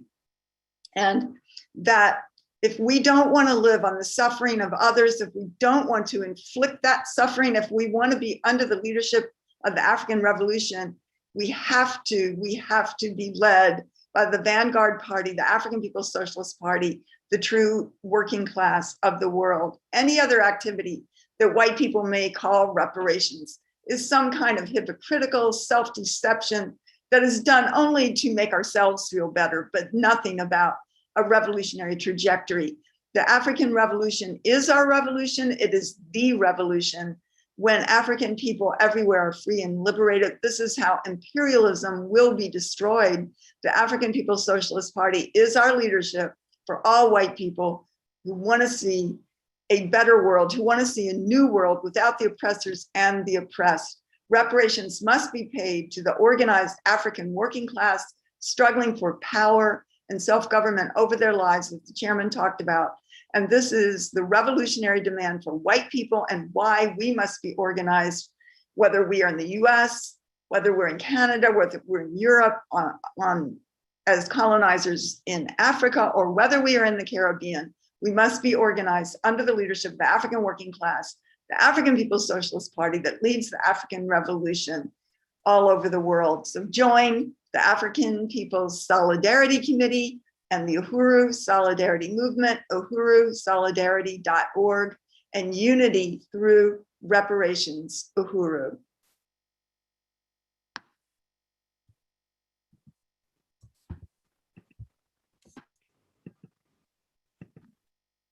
Uhuru, Comrade Benias, the chairwoman of the African People's Solidarity Committee.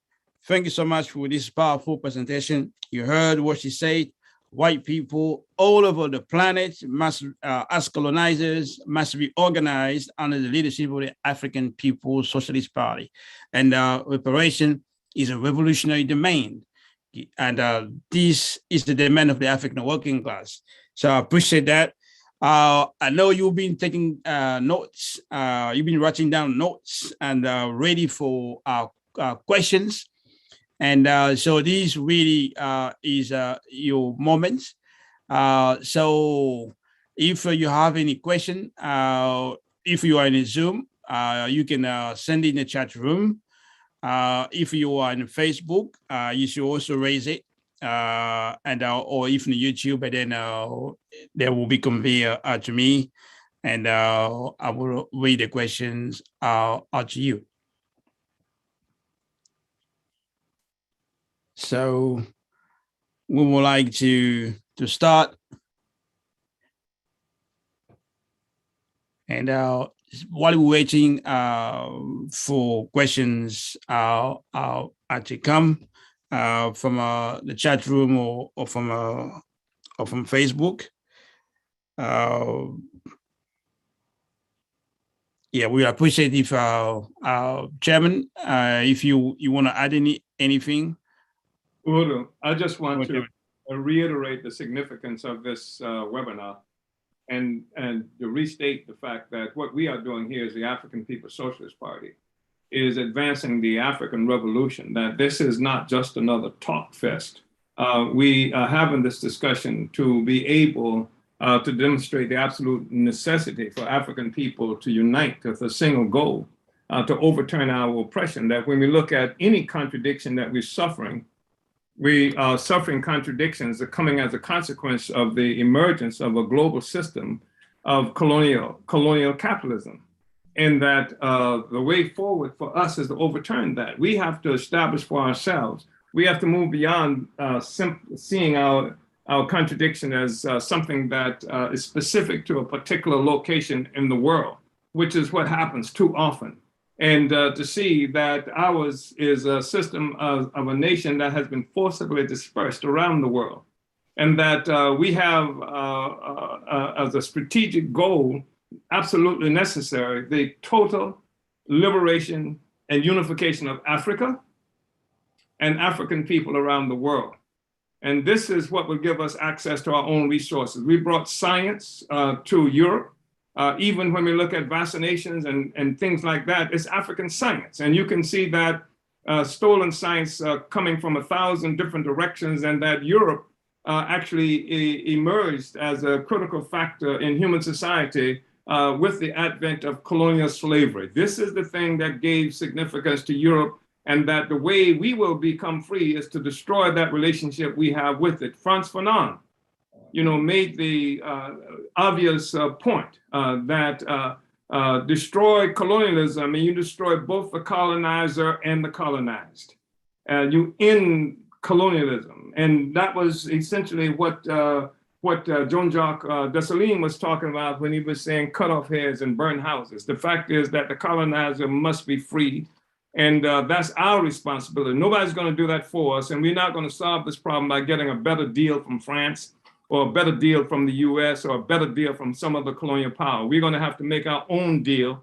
We're going to have to unite our own efforts. And especially right now, people, Africans within the Caribbean need to see and understand the need to elevate this struggle and move beyond resistance and move toward revolutionary transformation. So that's what I would say, and I hope people will engage in this discussion. Uhuru. Definitely. So while we're waiting for questions, I will say I skip something, is the fundraising, the appeal for resources that should come before the question, before the question and answers session. So I would like to go to Comrade Eliki Ngoma, the AT expert, and he's also the fundraising expert. So she can take us through the call for resources. And we are trying basically to raise, I understand, $300. So I'm sure we can do that. So Comrade Eliki, it's all yours now. Uhuru SG, yes, thank you. As SG Luwezi just said, that we have a goal of raising $300 today to support the work of the African People's Socialist Party, especially the Caribbean region.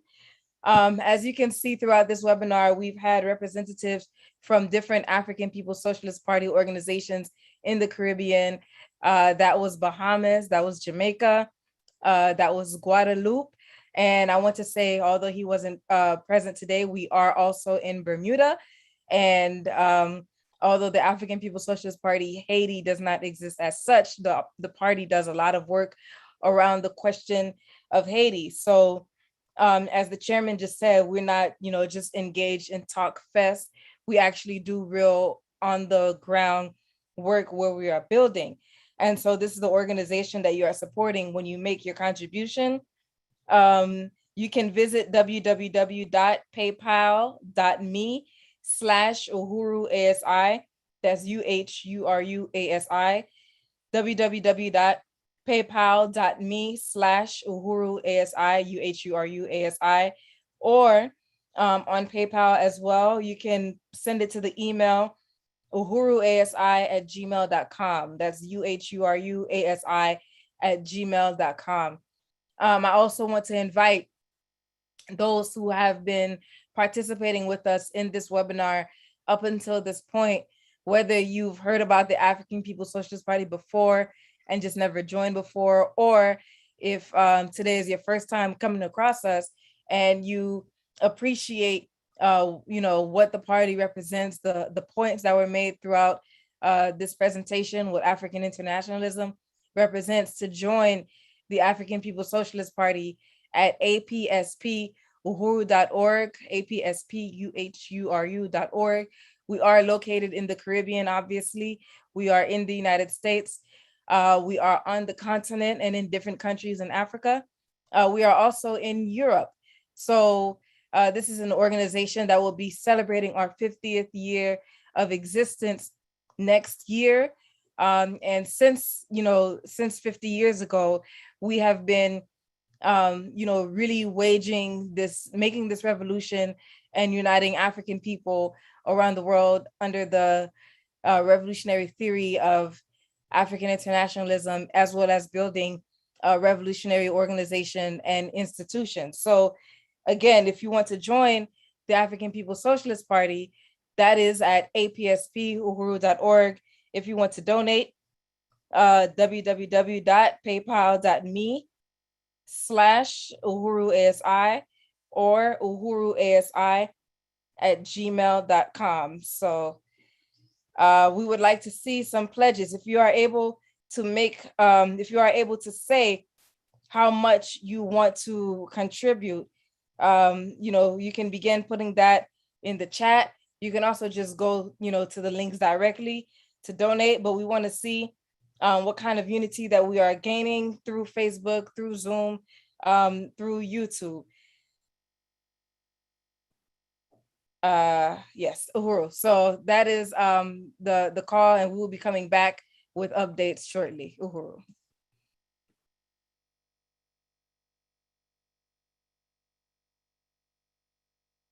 So we'll be coming back. And remember, you can donate directly following the information Community League has given. You can also pledge what you can donate on Facebook or YouTube or on the chat rooms, and then we can follow from there, and we will let you know where we are before this meeting is over. And at the moment, I have 3 questions. So I'm going to start from the first one. It's coming on from Facebook, from Comrade Dennis Knowles. In our united initiatives, and with the heightening of our murders by colonial capitalism and imperialism, what are your thoughts as to what we must do immediately as combined forces here in the US and abroad? What at this moment will be a starting impact against our open and permanent enemy? That's the first question. Or I didn't say who they were addressed to, but I would guess Chairman definitely is coming your way. Or our Secretary General. Or Chairman. Uhuru, it's coming either me, our Secretary General. How the chair? I just think that the real point that we want to make is that Africans have to step forward. We cannot assume that there is any way to our freedom separate from our actual involvement, personal involvement, taking this on. That means that we have to step forward and join the African Revolution. For the first time in the history of our revolution subsequent to the Marcus Garvey, the African working class has its own revolution. The African nation has its own revolutionary organization under the leadership of the African working class. And what we're saying is that we will know freedom and an end to our oppression and exploitation at the point that this working class, that is something that truly represents masses of African people, actually assumes it takes power. We have to be involved in the struggle for power. It's not good enough just to protest the consequence of COVID. Even as we talk about the mandates and things like that, we have to be expressing our opposition to the mandates as a part of our overall struggle to take power over our lives away from France, and as a part of a revolutionary movement by African people globally to come to power. So that's our responsibility as individuals. We live in an era now where so many people are simply social media militants and do not get involved in actual struggle, organization. There is no freedom separate from organization. That means we have to take territory. We have to take territory ideologically, politically, and actual physical territory, and that takes revolutionary organization. And Comrade Dennis Knowles, this is my response, as you knew it would be when you raised the question. Uhuru.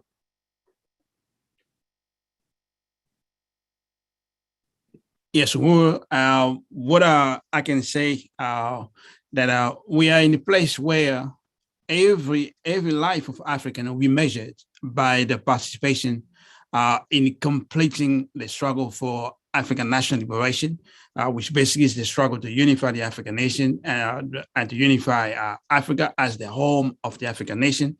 The life of everyone will be measured from there, which means you have to join this movement. If you can't join it, you go support it. But everyone has to be involved in this struggle to complete the Black Revolution of the 60s. That's what this effort is all about. We need to complete that struggle that started. You heard the chairman mentioning the Haiti revolution that succeeded, but it could not destroy the foundation of colonial capitalism because it was isolated. Now we're not fighting alone anymore. And that's really is the significance of what we're doing. All this effort is to make sure Martinique, Guadeloupe are not going to fight alone. We're going to fight all together to eradicate this colonial capitalist system once for all. And before I take the two other questions, if someone can put the information out to donate on a Facebook, someone, I think it was Brother Dennis that asked that. They need information to be also on a Facebook. And I guess also we can do that also on the YouTube, put the information so people can donate. And now the next question is coming from Comrade Michelle Odom. And I commended this comrade sister. She has been really active on Facebook, sharing and commenting, and that's what all of us should do.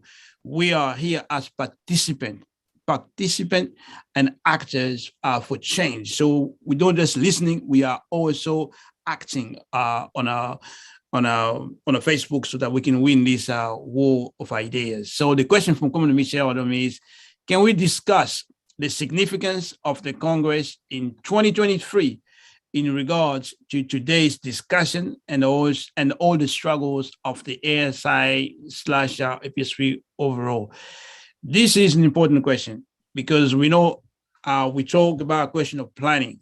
We are the African working class and we believe in planning, and we are planning African revolution, and we cannot plan it separately. We have to plan it together as the African nation and the leadership of the African People's Socialist Party.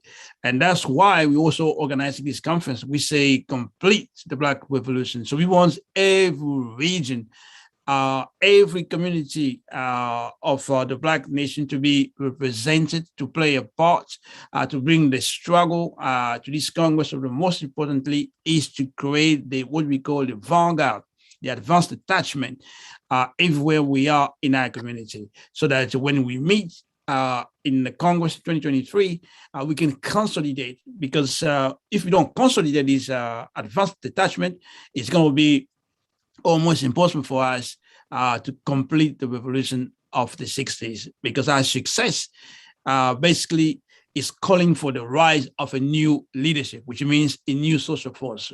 When we say new leadership, we mean the success of our revolution is going to be the rise of a new social force, the African working class. That's what it's going to be.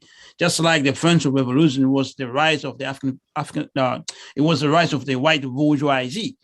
As a leader of colonial capitalism, and the destruction of colonial capitalism requires the rise of African working class as the new leader, not only of the African nation, but of the process to transform the world economy and create real socialism, where there will be no colonizers and colonized, and no bosses and workers and things like that.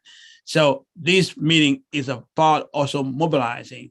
And that's what we're saying, join now. So that's some of the things I can say quickly to this question. I'd like to speak to that too as well, Comrade Secretary General Louise. And I want to express appreciation also to Comrade Michelle. Comrade Michelle is a serious warrior woman who is a part of the Hoodoo movement, and she's dragging her feet in terms of completing that relationship. But it's an important question, because in 2023, the African People's Socialist Party, the African Socialist International, is initiating our first international Congress, where Africans from throughout the world will be coming to South Africa. This is where the Congress is going to be conducted, on the African continent itself. And this is, in and of itself, is historic. Usually we've seen Africans having to leave Africa and come to various other places in order to have the kind of meeting that we are talking about. We are saying we're going home. And this is where it's going to happen. And we will be expecting Africans from throughout the continent of Africa and throughout the world, and some from the Pacific regions and things like that. So this is going to be really powerful. And this is what's going to contribute to further deepening the coherence of the African Revolution. And one thing that Comrade Secretary General Louise mentioned, and some others have referenced this as well, and that is the significance of revolutionary philosophy, that we have to have revolutionary philosophy. We have to, and some people understate or try to obscure the significance of philosophy. And we're talking about scientific philosophy, so that we give a coherent trajectory to our revolutionary movement, so that our whole struggle everywhere we are located in the world is connected to a to what end. So we don't have situations where Mobutu or Papa Doc Duvalier or any other kind of neo-colonial forces or Barack Obama can presume to speak to for African people around the world as if we have solved our problems. Philosophically, we are connected to African internationalism, and we recognize that the global system we are confronted with has its origin in the oppression and enslavement of African people, and that's what informs us. This is different from superstition. As much as people may enjoy superstition, as much as we talk about the significance that superstition has played at different times, we've got too much to do. We've got too many problems to solve. There was science that we brought from Africa that created the vaccination, not superstition. It was science that did that. And I grew up as a child seeing the scars on arms of people who had had vaccinations in this country. And I listened to the story that was being told about the African in 1700 and something in Boston, but was able to show the white colonizer a scar on his arm that came from Africa, as we were using inoculation to fight off disease and things like that. So we have to liberate the African nation, and it's our responsibility to take that on. And the African People's Socialist Party is critical to that. And we want to bring the entire African nation, the highest representation of that possible, together in 2023, South Africa, where we're going to have the first international Congress of the African Socialist International. So we expect people to be there, and we expect people to make contributions to this webinar so that we can, because we also have to fund our own revolutionary project, Uhuru. Thank you, Chairman, for this clarity. Very much appreciated. So we're going to take the third question. It's coming from Esther Demetria. Thanks, Chairman, for explaining the importance to see the connection between the colonial capitalist system all over the world.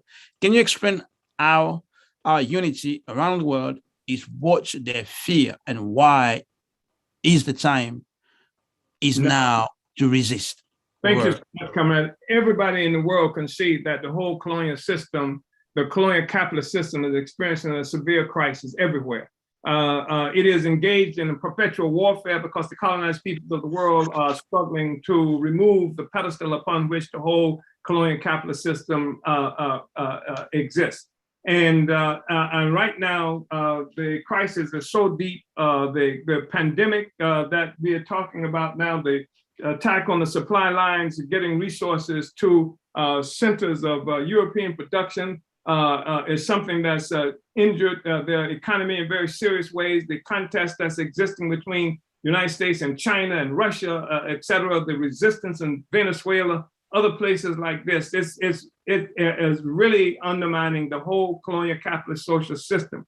And what the capitalists have done, what the colonizer has done, has spread African people throughout the globe. And if you listen to the presentations that we've heard, you listen to the presentation we've heard that shows how the colonial capitalist system has its origin in resources produced by African people or by African people ourselves stretched around the globe and in Africa. And so the African Revolution, united, has the ability to destroy the colonial capitalist system. This is what the colonialism capitalist system has done, is build itself on a fault line of the oppression and exploitation of African people. That African people united in the African Socialist International, in the African People's Socialist Party, working for the common trajectory, understanding Garvey's assumption that Africa is for Africans at home and abroad, which means that it's our Africa wherever we are located, and the resources of African people centered there, but scattered around the world. This is what we have to understand. And I think they do understand this, Comrade Hester, and I think they were concerned, our oppressor, about our coming to consciousness and recognition of this significance, of the unity of Africa and African people as well. Chairman, thank you for this our response.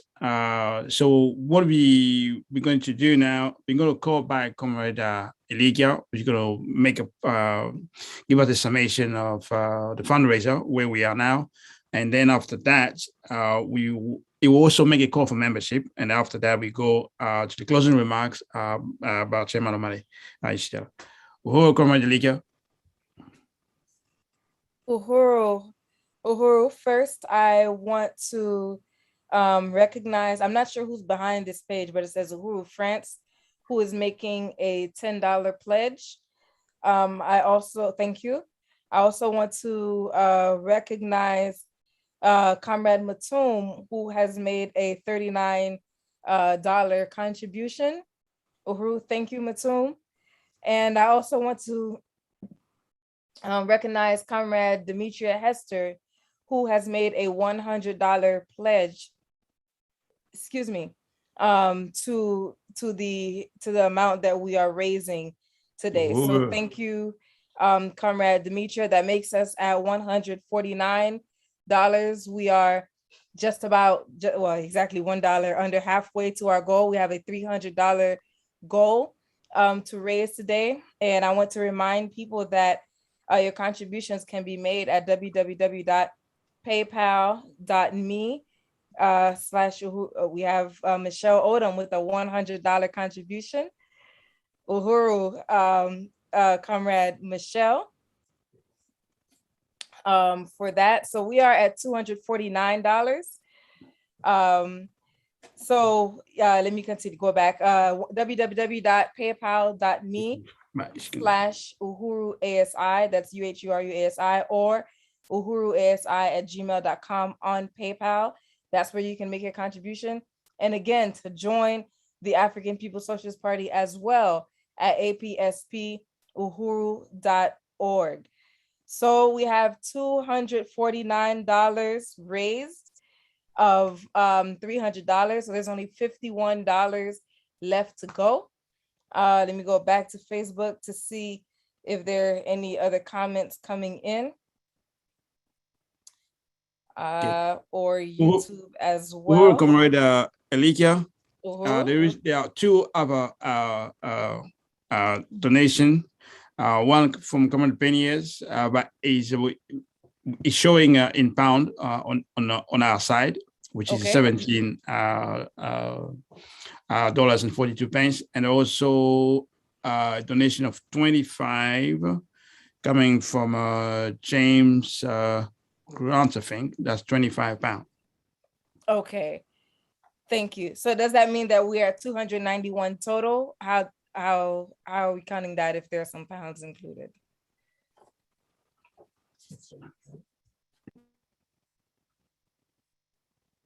Okay, well, I'll just say it this way. I don't know if anybody else wants to make a contribution. Thank you to the two comrades that, as Jiluwezi just mentioned, we are just about $10 left to raise. Does anybody have $10 that they want to pledge to the African People's Socialist Party's Caribbean region?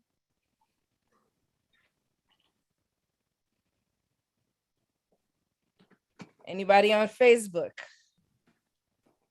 Anybody in Zoom? And anybody on YouTube?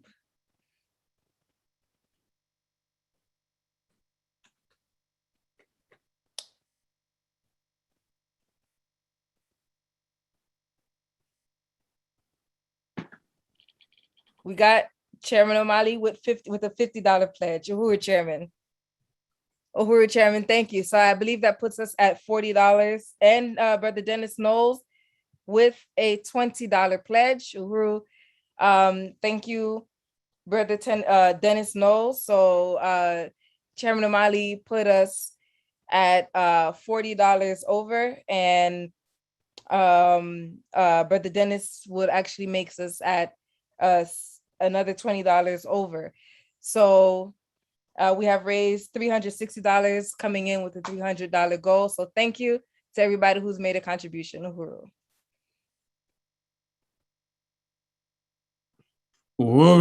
Uhuru to everyone who made a contribution, as Comrade Elikia and Goma just said.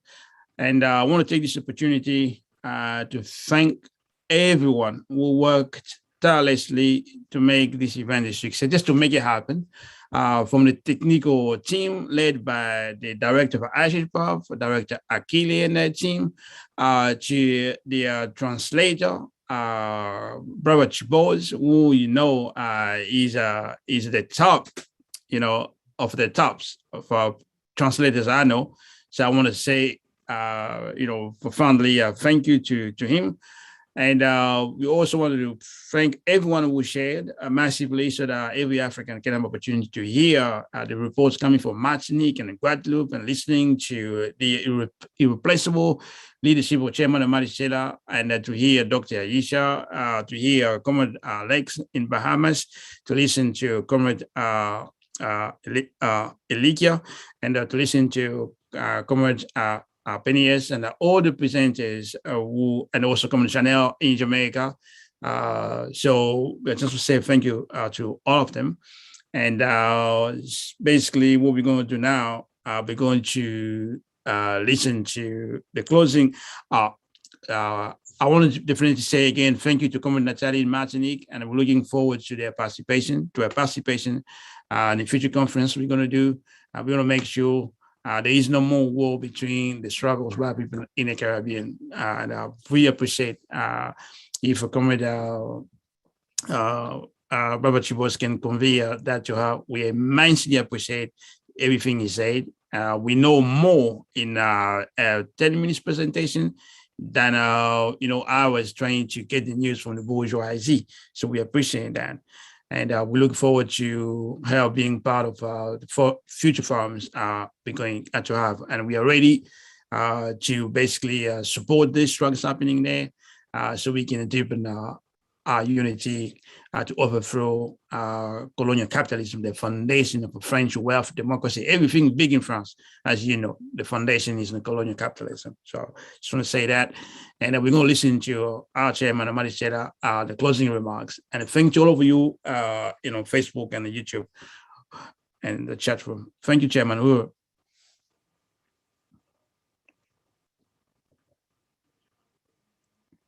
Uhuru, Comrade Secretary General, I want to thank you so much. And I want to unite with you in terms of extending our appreciation to everybody who has participated in this incredibly significant webinar from throughout the Caribbean and from Africa and from France. Comrade Shiboy, I just want to unite with you in terms of the tremendous expertise that he brings to these discussions, his capacity as a translator, but he's also very involved in seeking the unity of the struggle of our people around the world. So I want to thank you very much for that. And also, I just want to reiterate the fact that the future of the world is really something that will be determined by the success of the African Revolution. The colonizers, both who might be called themselves leftists or communists or reactionaries or fascists, but the whole colonial world has defined reality for the world. The kind of the superstructure of colonialism is a superstructure that rests upon a mode of production, an economic base of colonial extraction, violence, domination, and what have you. The superstructure, the ideas, the legal systems, and everything associated with that have their origin there. And it's really important for us to understand that, because we talk about the laws in France and in Guadeloupe, which are French laws, and we talk about the laws in the United States, which are European colonizer laws, and that's the reality we're confronted with every place, because the legal system, most of the cultural expressions and things like that are part of a superstructure that rests upon an economic base of colonial capitalism, colonial domination of Africa and other people around the world. And I think it's just really important to say that. And nothing makes that clear than the impact of the revolution that's been made by African people, effectively the African working people, on the whole capitalist system. I spoke of Haiti, but when we look at the history right there in Guadeloupe and Martinique, it has not simply been a history of ideological and philosophical development. It has also been a history of fierce resistance, battles, struggles for liberation. And now we have an opportunity to break the isolation of these struggles, to break through the perception that these struggles are something that's specific and particular to a particular island or to a particular place where African people are located.